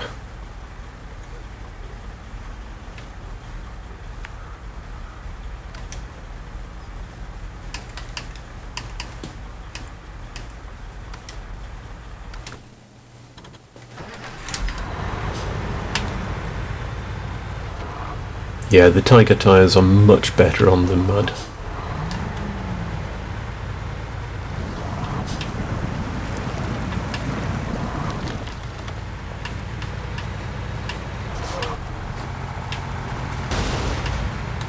There are some really nice little details in this game.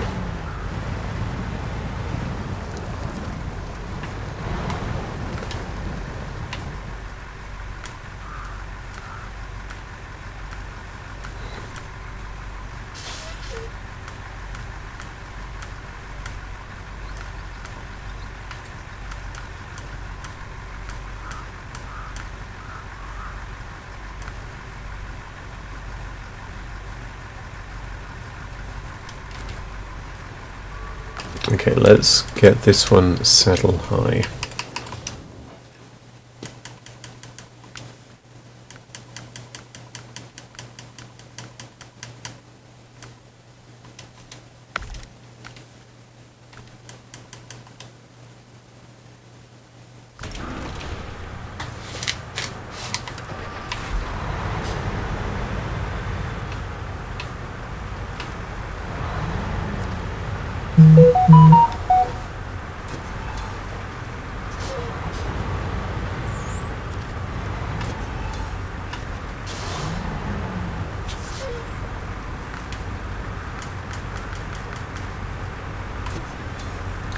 Stay still.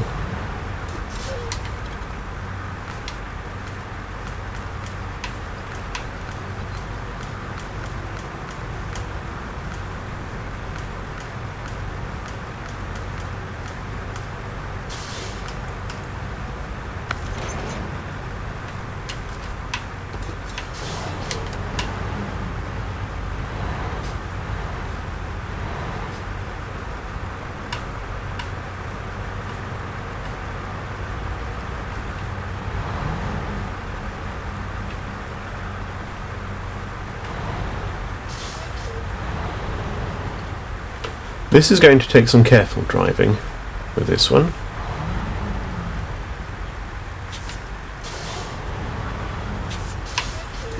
Obviously lampposts and things don't really count because they don't stop you. The big problem is when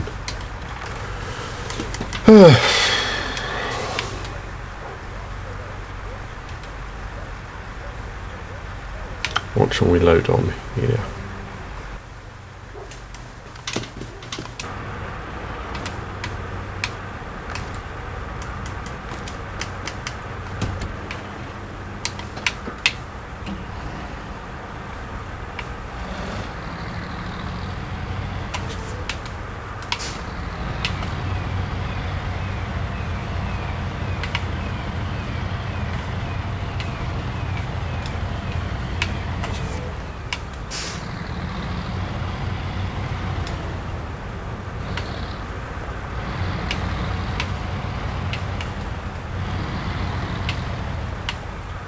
So yeah, it's a peculiarly addictive game.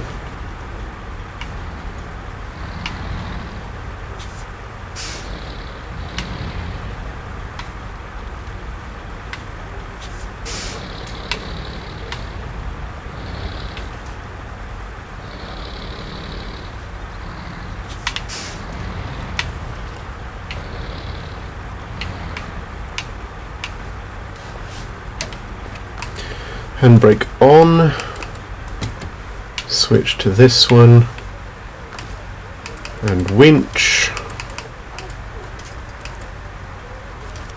on, and fingers crossed.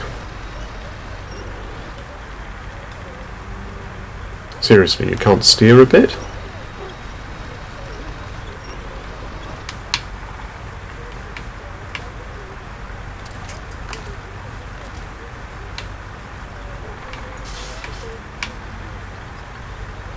Oh, I see. Excellent.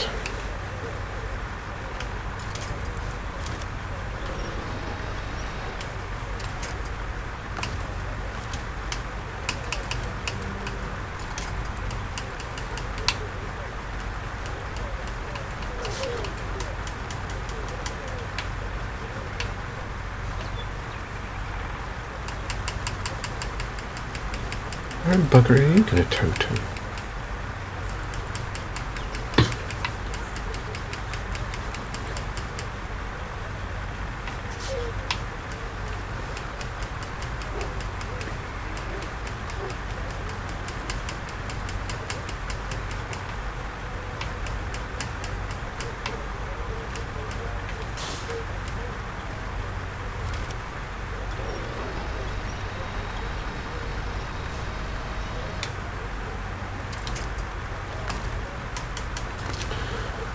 Okay, that's not going to work.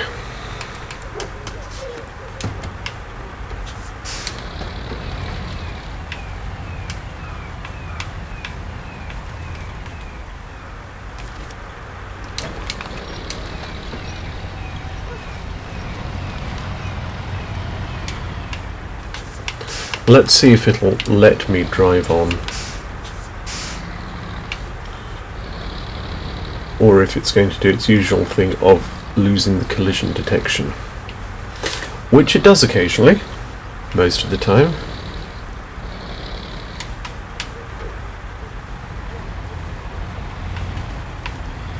Low range box, obviously, because you don't want to be going fast when you're loading heavy vehicles onto a low loader. That's how you end up doing that.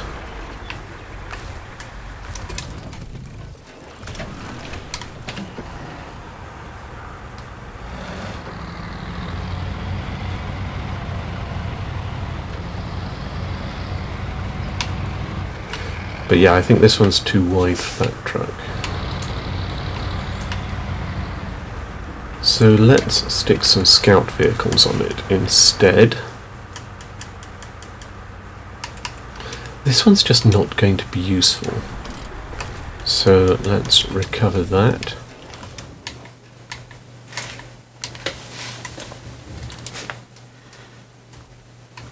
That one was useful.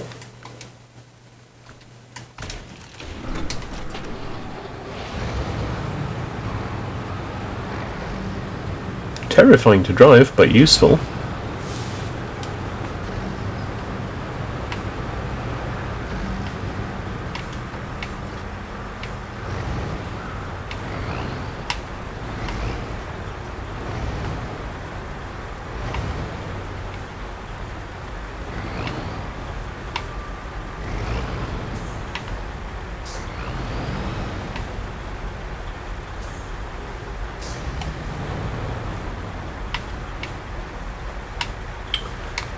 Everybody ready for terror? Bowel clenching.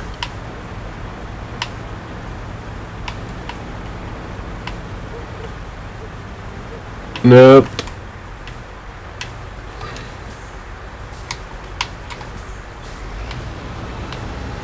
Yeah, it's not an ideal place to park though.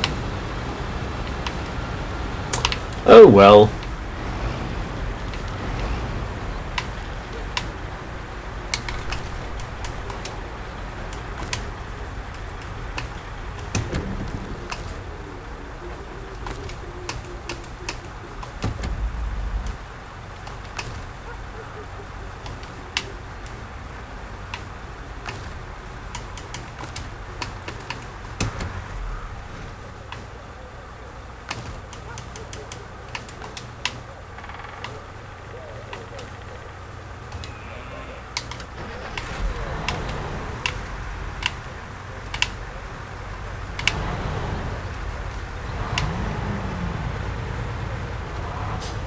Let's see if I can find anywhere good to stage it.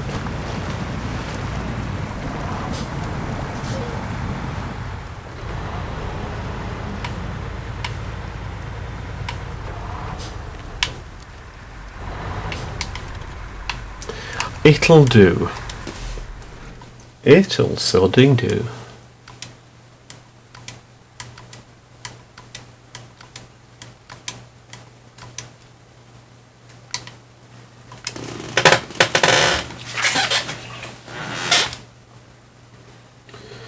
Oh, not the seismic vibrator again. Okay, wooden planks and metal beams to the rift. We can do that one.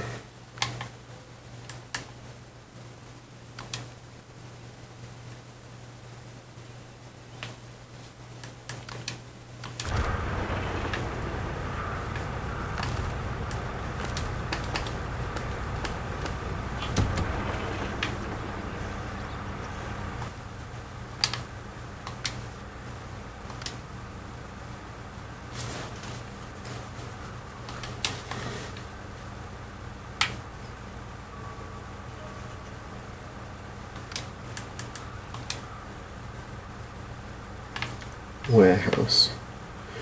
Right.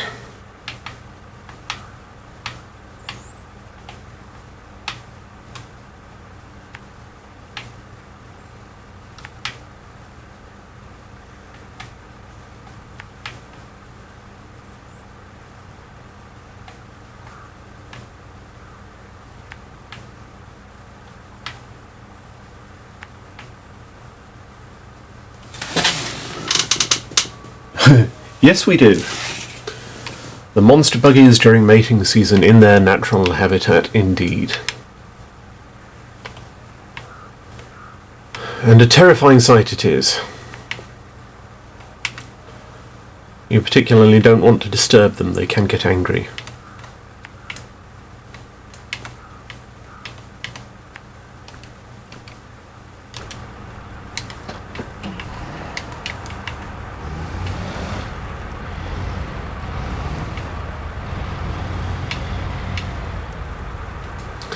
I don't know if you can hear the oddity in the sound, whereby I can hear it if I have the sound coming from either left or right, but nothing in the central speakers.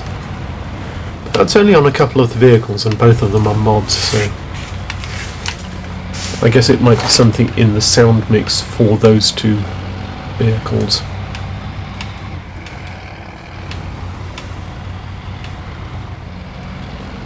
This truck's good fun though. It has a habit of drifting round the corners.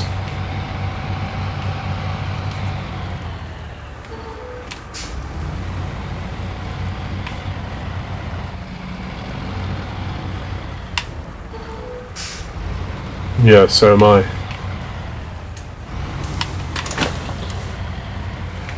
But my headphones have a sort of... I think they're supposed to at least have built-in 7.1 sound, so they don't actually down-mix it to a pure stereo mix. So I think that might be the rub. Yeah, exactly. I suspect, as you say, that the modern modders were probably using headphones.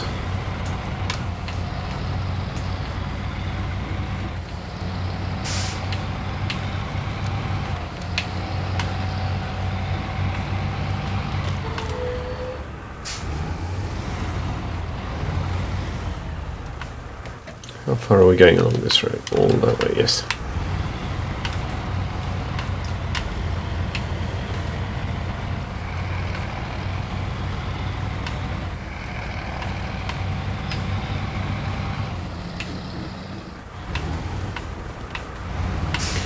But yeah, apart from the sound issue, this truck is very pleasant to drive. It's quick, as you see, and it's got nice chunky tyres, so it makes fairly light work of most terrain. And it's slightly more stable than the default twin steer, or 714.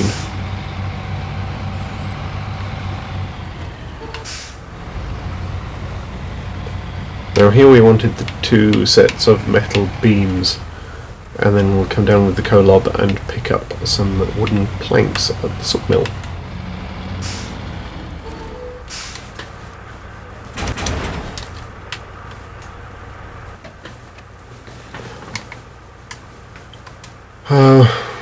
Was it that one? No, it was this one.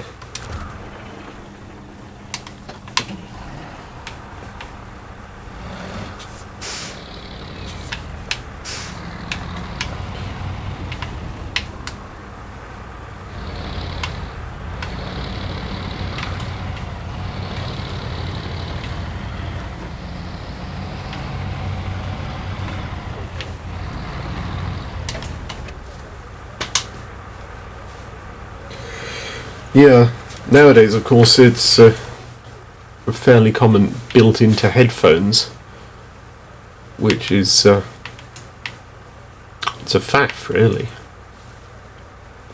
Let me just check if there's anywhere in Quarry. Yes, I can pick up some at that lumber mill. That'll be easier.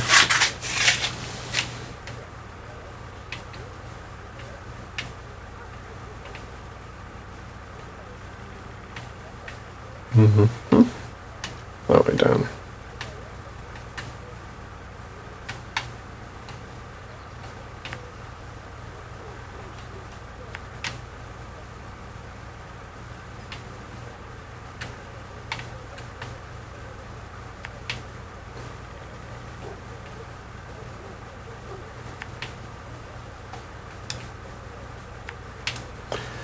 So yeah, there's a new map, or a new region coming on Wednesday, I believe.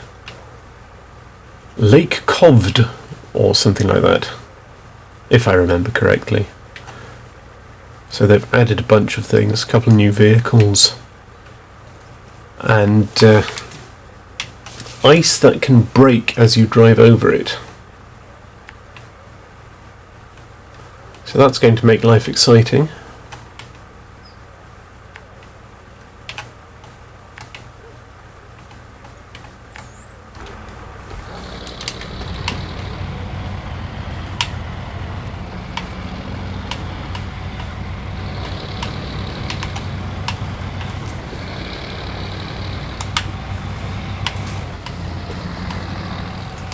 Yeah,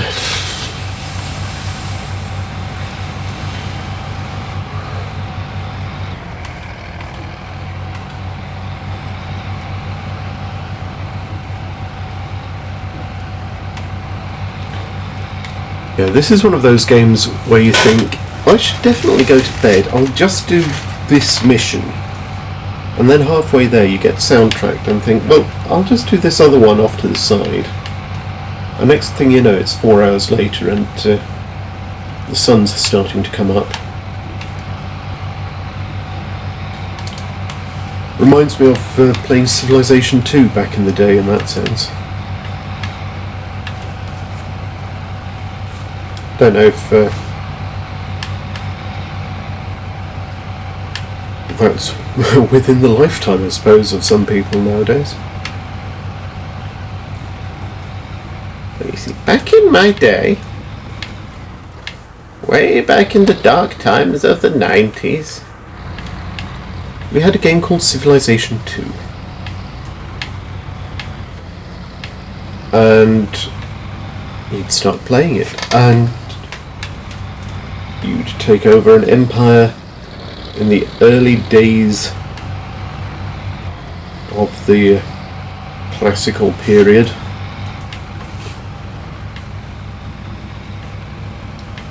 And then you'd lead them through history and try to get them to reach Alpha Centauri. And most of the time you'd just get slaughtered by Gandhi with nuclear weapons. But that was just the way things were done in Civ 2.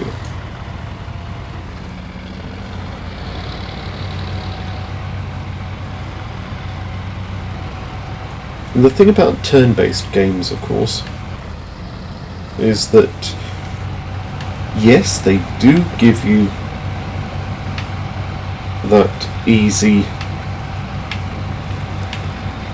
save and go to sleep point of, right, my turn is done, I shall save there, come back to it tomorrow. But when the turns are relatively quick, as they were in Civ 2, they also lead to that moment of, well, I can do one more turn. And Snowrunner has exactly the same feeling of, well, maybe just one more mission.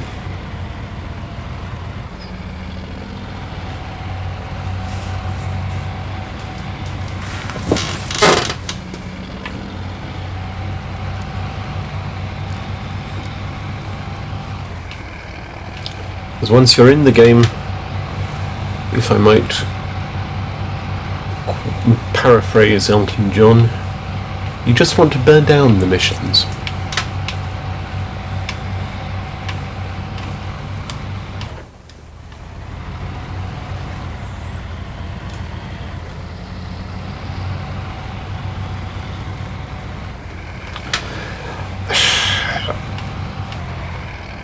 The narrative as such, I suppose technically yes, but it's a bit of a stretch. In Michigan, you're in a rural area that's had a lot of flooding, and you're trying to restore regular function. So the missions all technically tie into that. In Alaska, you've got a oil pipeline to build. So all the missions tie into that and getting rid of the old drilling infrastructure, building the new pipeline, and so on. Here in Russia, everything ties in, as you see here, to starting an oil drilling operation. So Alaska disposed of the junk, built a new drilling site, pipeline is operational. There's your overall narrative. But it's very much a case of, here are some maps, here are some things to do. Here is one paragraph of narrative with some overall objectives.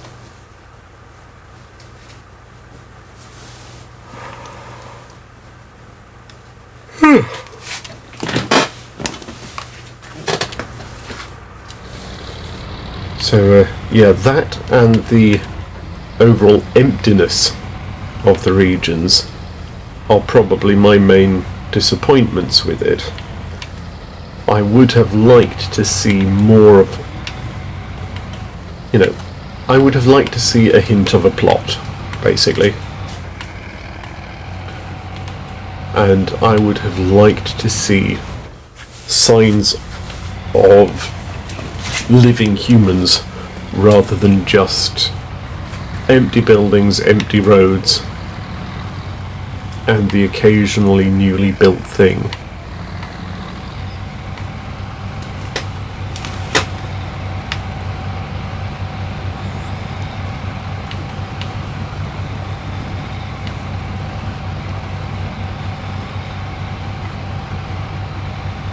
But I mean, imagine if you could have an open world game with NPCs and other traffic with this sort of missions and particularly that ground deformation. Indeed, they've been, as I say, this is just the first update in the season pass coming on Wednesday. Part 1 of the first update. After that there's part 2, and then there's 2 more updates coming after that that have been announced, and I believe there's word of a 4th. So, yeah, there's a lot in the works for it.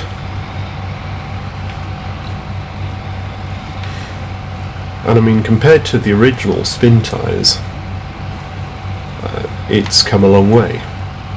I mean, as you see, it actually looks pretty now. That wasn't always the case.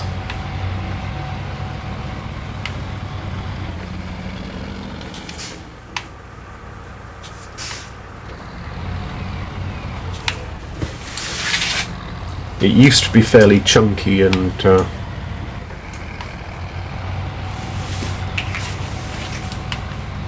of course in spin tyres there wasn't really any mission structure at all. It was just, here's a world, here are some trucks, here are some places you can pick up logs, and some places you can take logs to. Have fun. So that was very much just an off-road driving simulator, whereas this is an off-road driving game, if you see the distinction.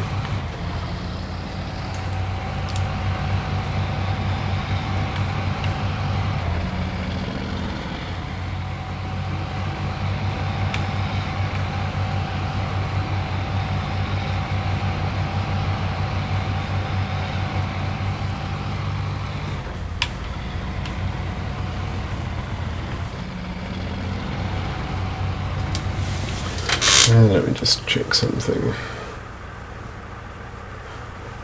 Just a bit of a lyric popped into my head and I'm trying to remember where it's from.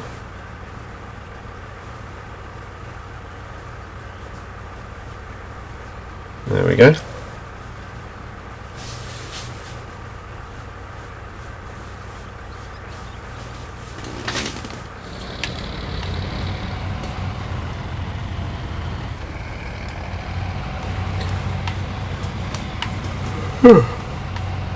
So once we get into Quarry, we'll go to the, what was it called, sawmill. We'll pick up some logs or planks.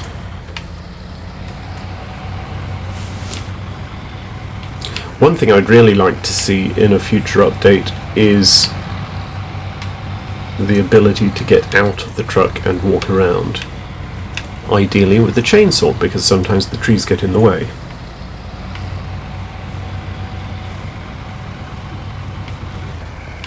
Or some logging machinery, that would be cool.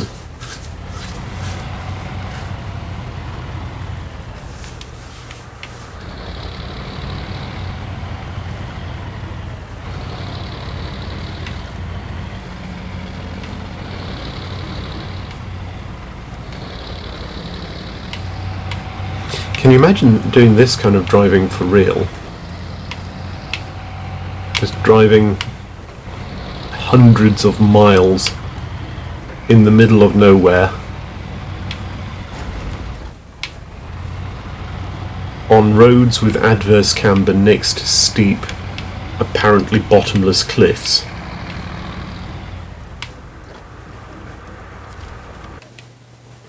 I mean, I imagine it's nice if you like the outdoors, but I would probably want something a little bit safer.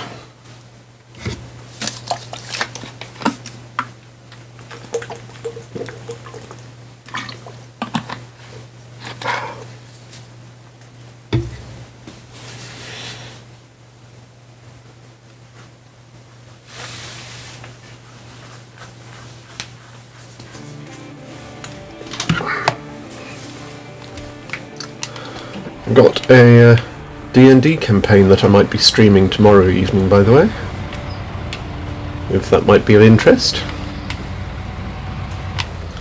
All depends on if my players are happy for it to be streamed. But if they are, then it shall be.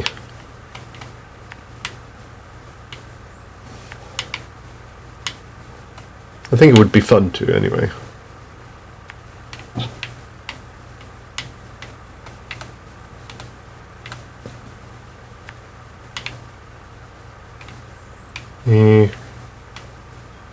There we go.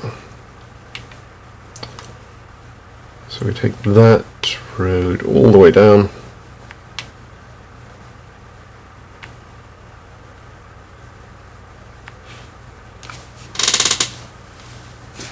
Yeah. Yeah, with RPGs there isn't really the same scope for chat interaction.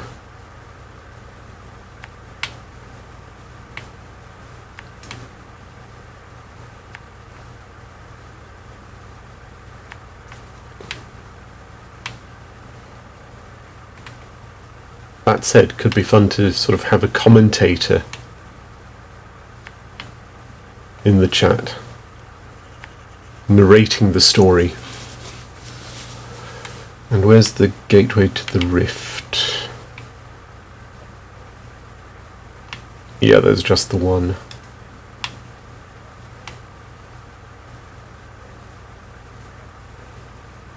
Oh, it's that awful one. Ho-hum.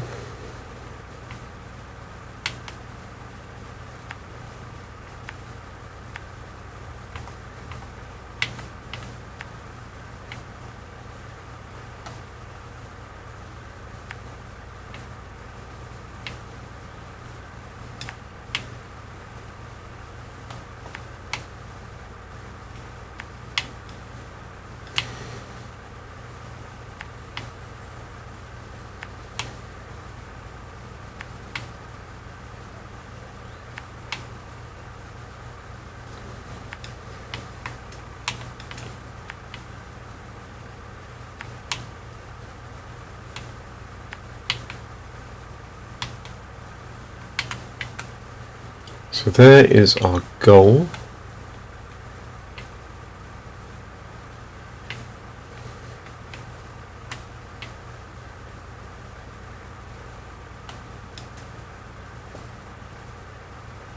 Hello, Travcod.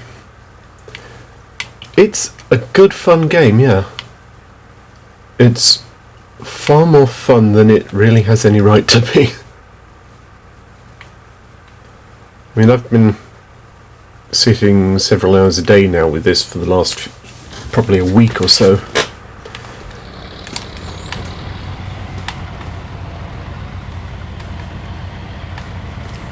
It's particularly fun on PC because of course you can install mods, and there are a few that are a bit dodgy, but there's also a whole bunch of really good ones. Apparently there are even a few extra maps added as mods. I haven't tried them yet, but they should be interesting.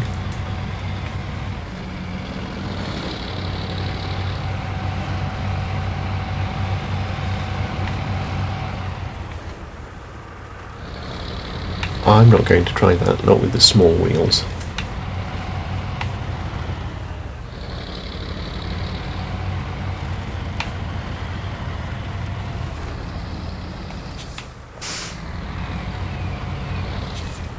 All the contracts in all 3 regions.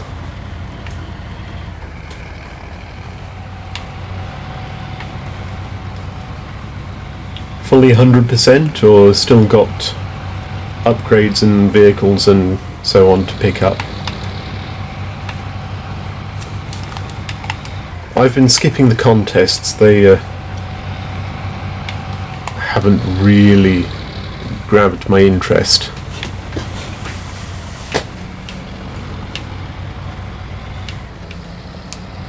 But I do enjoy the vehicle recovery missions.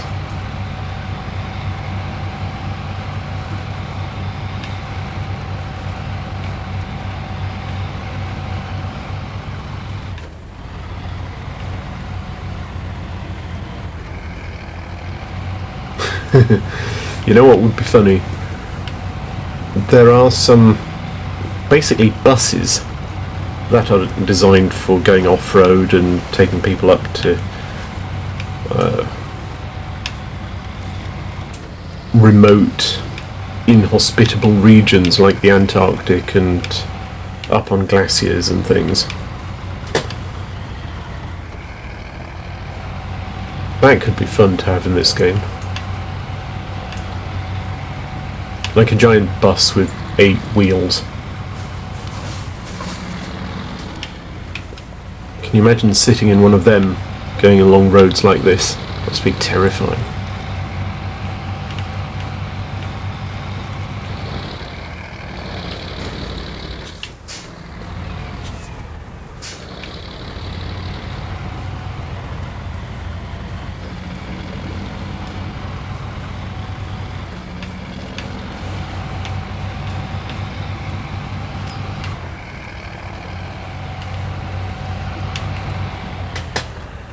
Yeah. I think I've completed Michigan apart from the contests.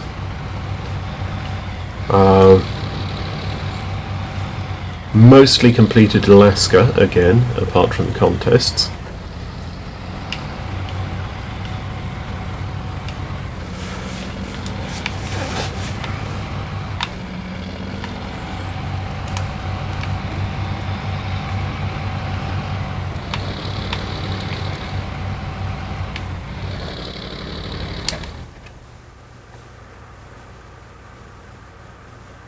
Oil sampling, have I picked that one up?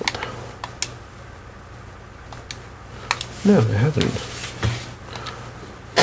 Let's just pop in here then and pick up that objective. Nice.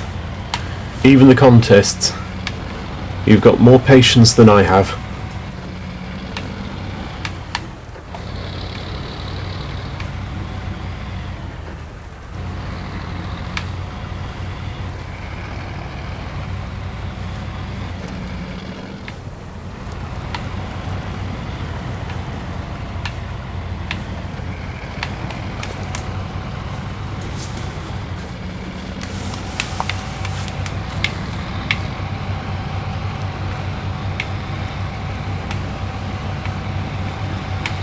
Might as well locate this trailer while we're here.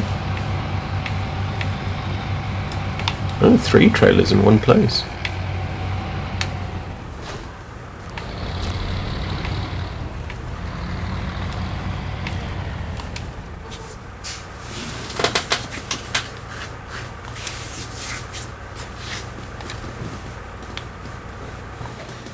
What's this one? Yeah, not going back there anytime soon.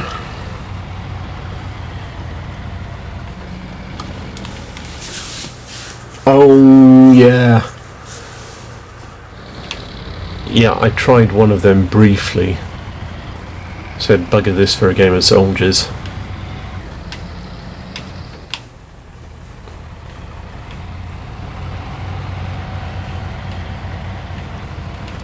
Because however much a game tries, it's not going to replicate the situational awareness that you have in a real vehicle.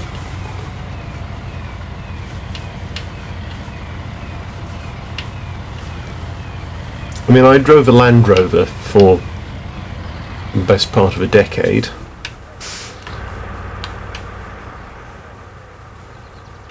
And I mean, you've got far better situational awareness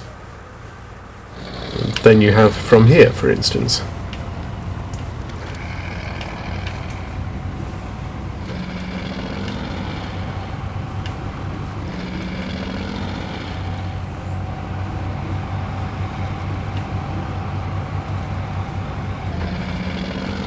And when you're physically driving a vehicle, you've got a sense of where the edges and corners are.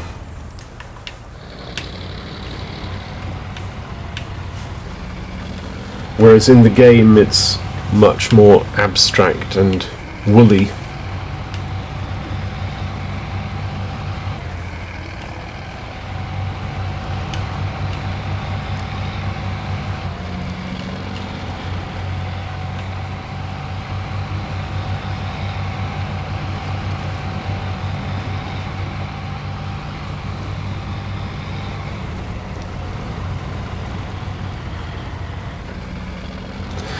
Actually, while we're here, before we go into the sawmill, let's just check if there's a sawmill. Yes, there is a lumberyard there, but it's on the other side of the base station, so we'll pick up some lumber here.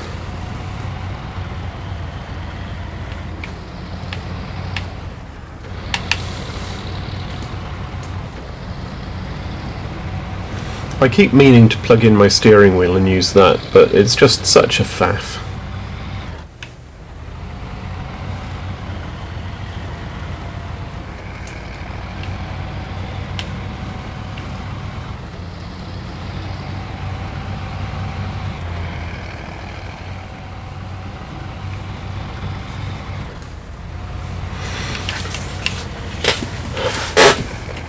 And of course the lack of a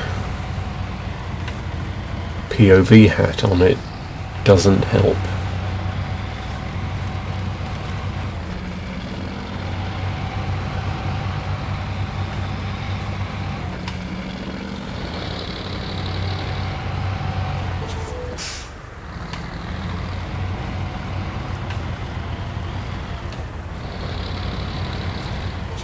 There we go.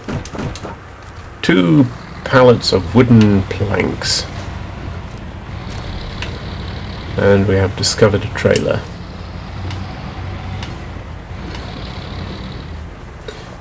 Night, fortuitous. Have a good one.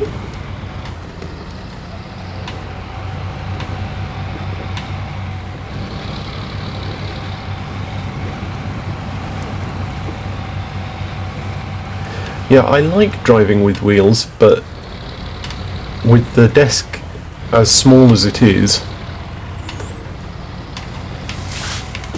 and the limited number of USB ports, it's such a disincentive to actually use any more advanced peripherals. When the mouse and keyboard is plugged in permanently and the Xbox controller is just one USB cable, you know, they're minimal effort. Whereas when you've got to plug in the power supply and 2 USB cables, one for the pedals and one for the wheel, and same for the HOTAS setup, they just sit there gathering dust, because when are you ever going to have time? I mean, except when there's no work and you're sitting at home during a pandemic, of course. So I really should have a go with the wheel sometime.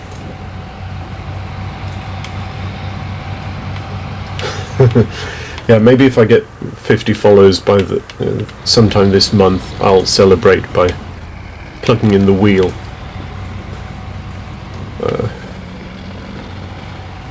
or some suitable incentive like that. If I get round to making myself a cake this month, I'll celebrate by plugging in the wheel. Oh, now I want cake.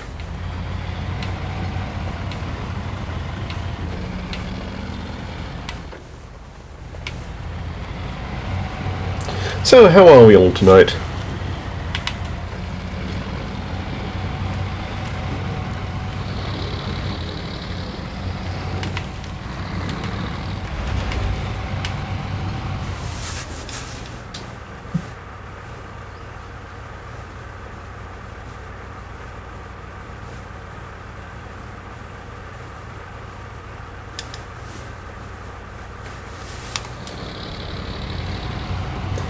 How's the year been treating you?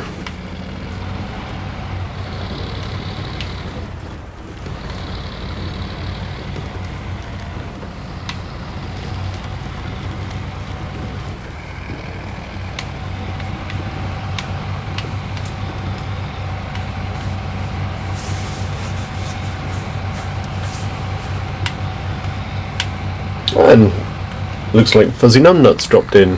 Hello.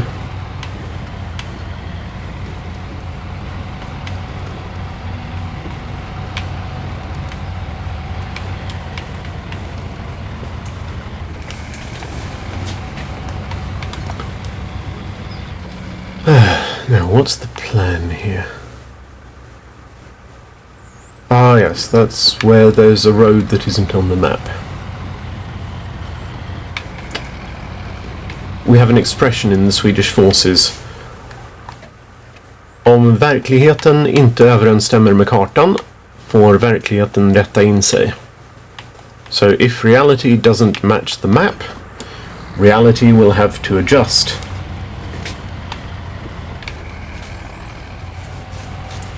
In this case, reality is far more helpful than the map.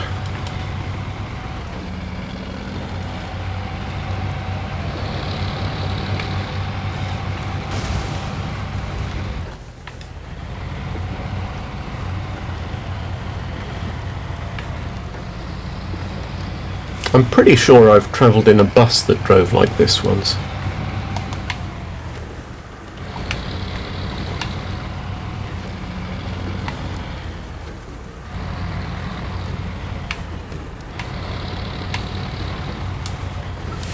Constant bouncing and accelerating and braking, sudden stops.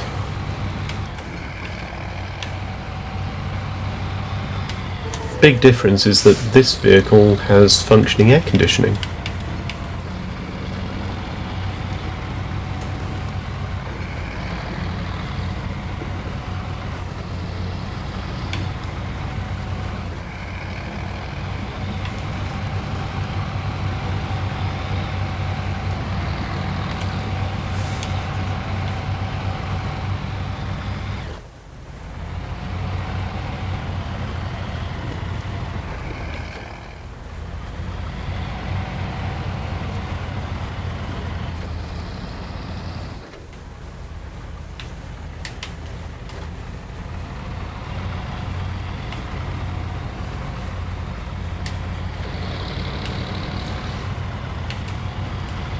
I mean, really, these roads are not good. I shall write to the council.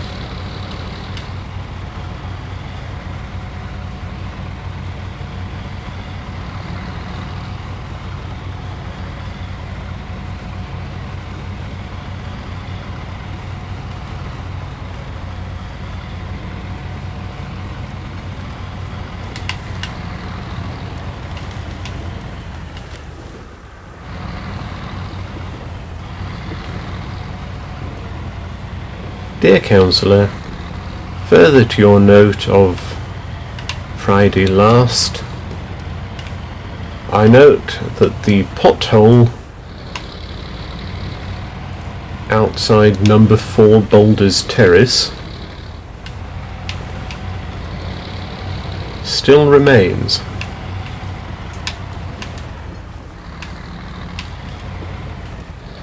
Oh, there's an upgrade there. Yeah, not going fishing for that right now.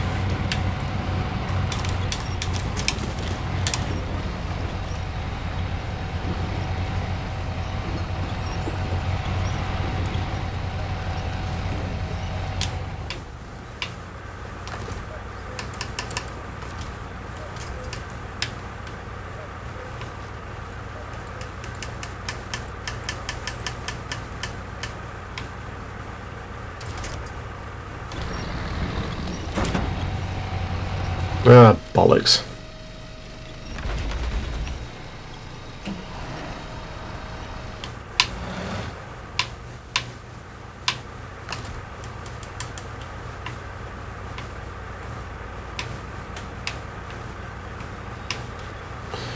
Let's see if we can be a little bit sneaky.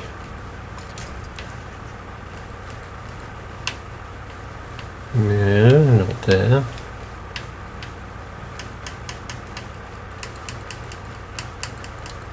Where's the carrot?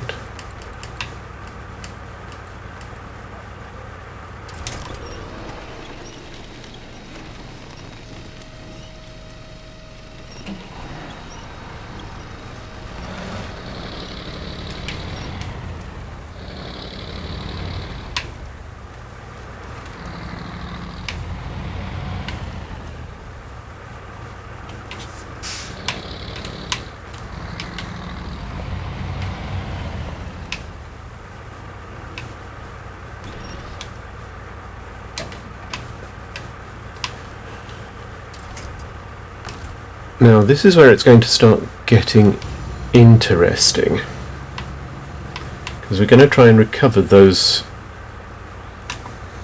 crates.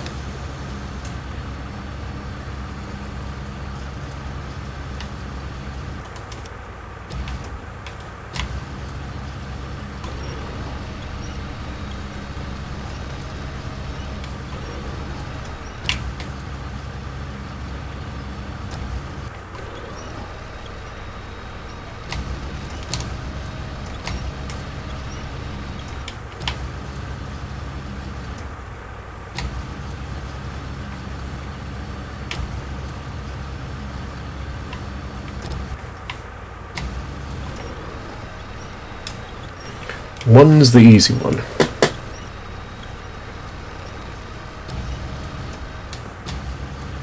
If we hoist that up a bit.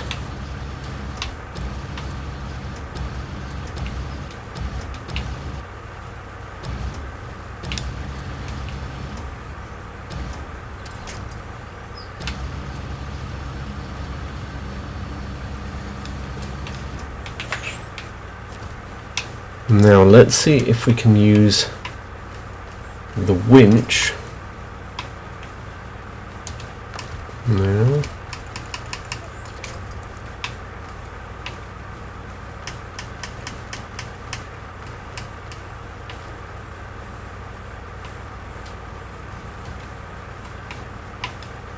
Okay, so if we shuffle a little bit backwards,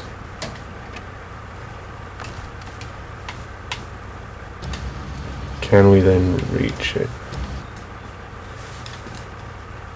We're going to need to shuffle a little bit backwards. So what I'm going to do,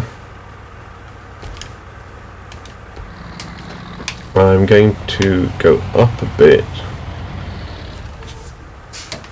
like that, and I'm going to lift off this crate, just so I don't risk dropping it into the lake, because that would be annoying.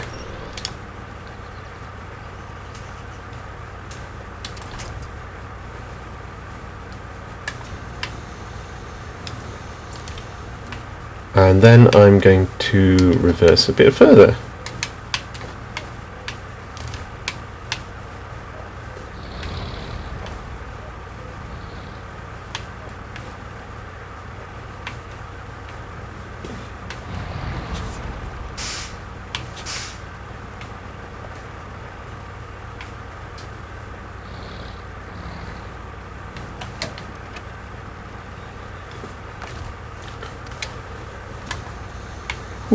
Getting vertiginous yet?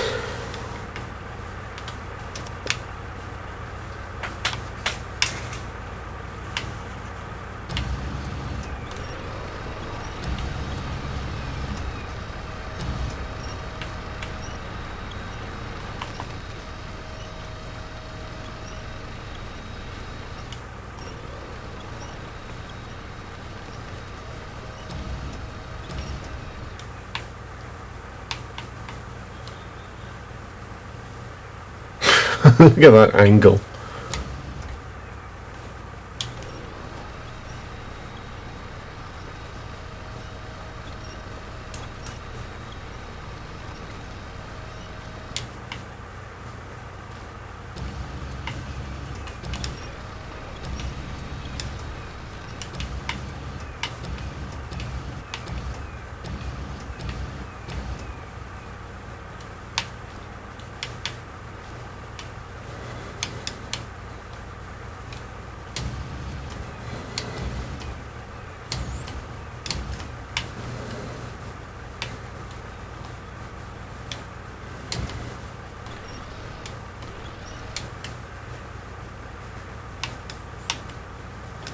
See if we can get it suitably deposited in the load bed.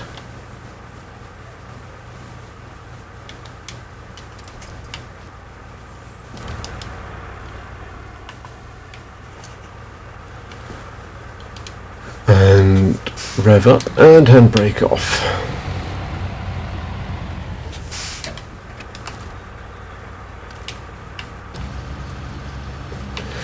That's the sort of thing that's half the fun of this game. Getting into huge messes and then recovering from them. It's rather like when people go off-roading in Land Rovers. You know, yeah, you could complete the course or whatever without getting stuck. But half the fun is getting stuck and winching a way out of it. After all, if you didn't get stuck, what use would you have for winching?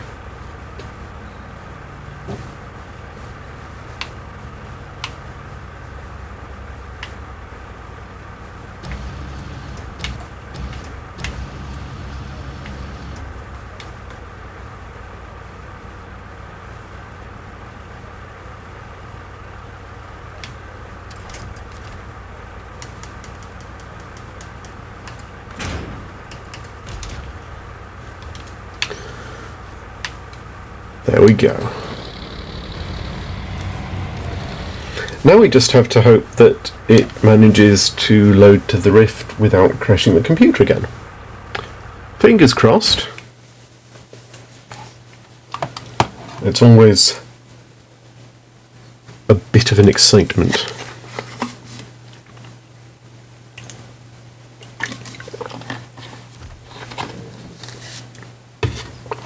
Huzzah!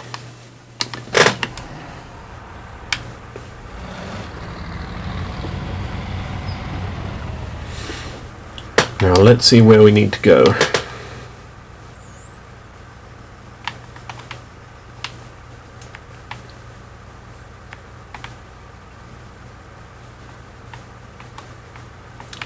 Base station, so we want to go that way.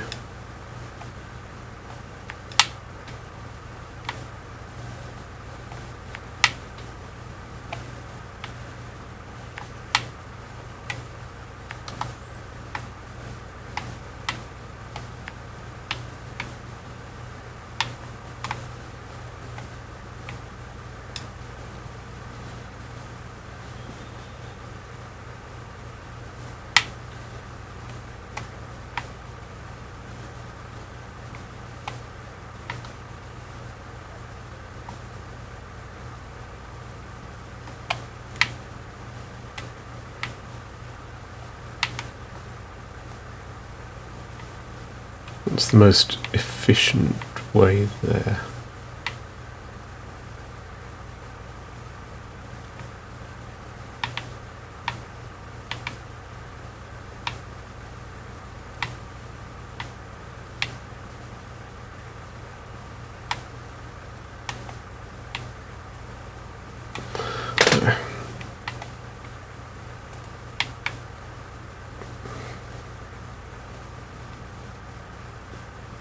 There we go.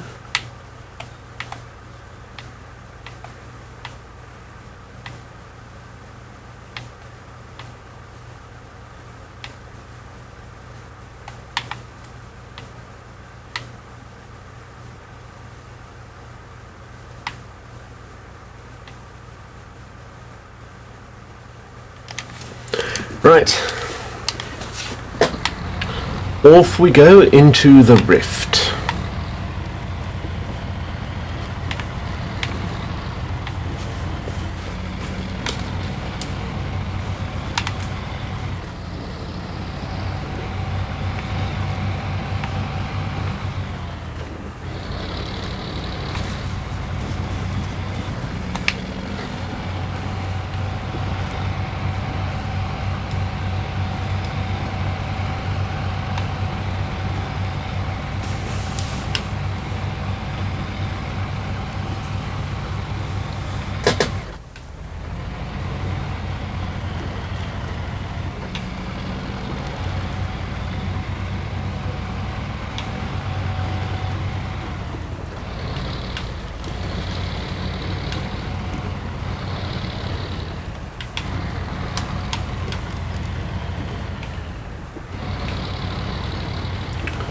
Let's see what route we can select.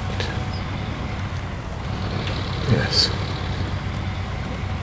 I think that was a good choice.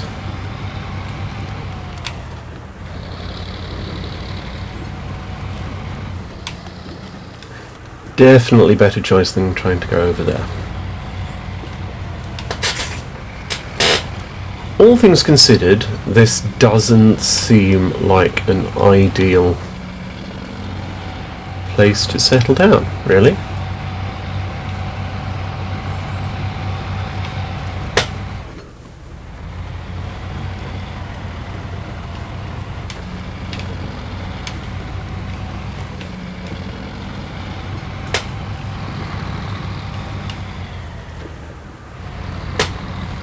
You know, where every house is what an estate agent might charitably call a fixer-upper, and the roads are what would charitably be called swamps. I think all things considered,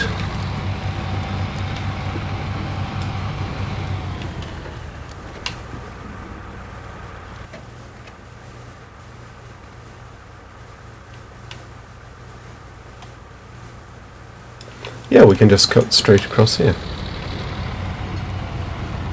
Bit of a rock crawl, but nothing this truck hasn't handled before.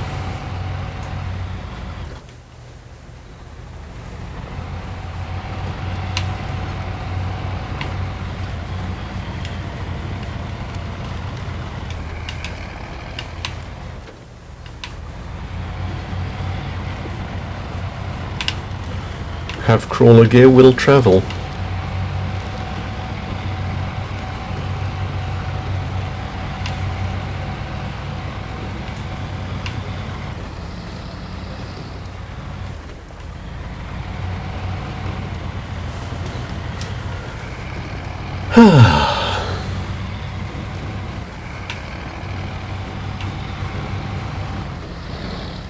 What's this mission?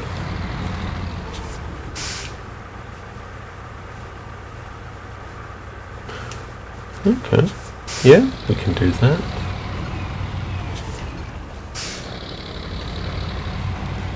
But you've already got a fuel station.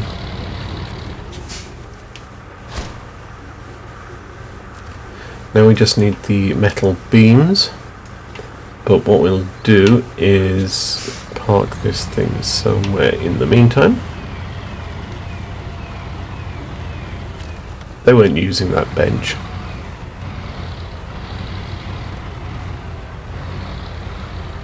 Yeah, look at that.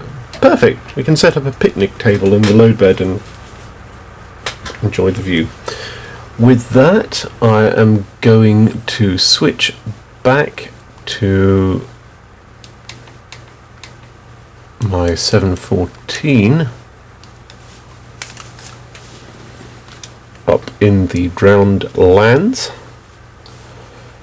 Once again, with the caveat that you never know when my computer's going to decide to crash out. So we'll see, fingers crossed.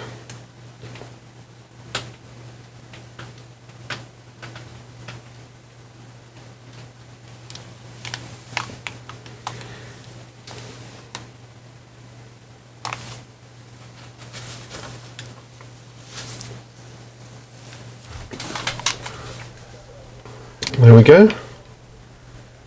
All set. And with that, I am going to call it a night. So, thanks for turning up. We've gained a number of followers today.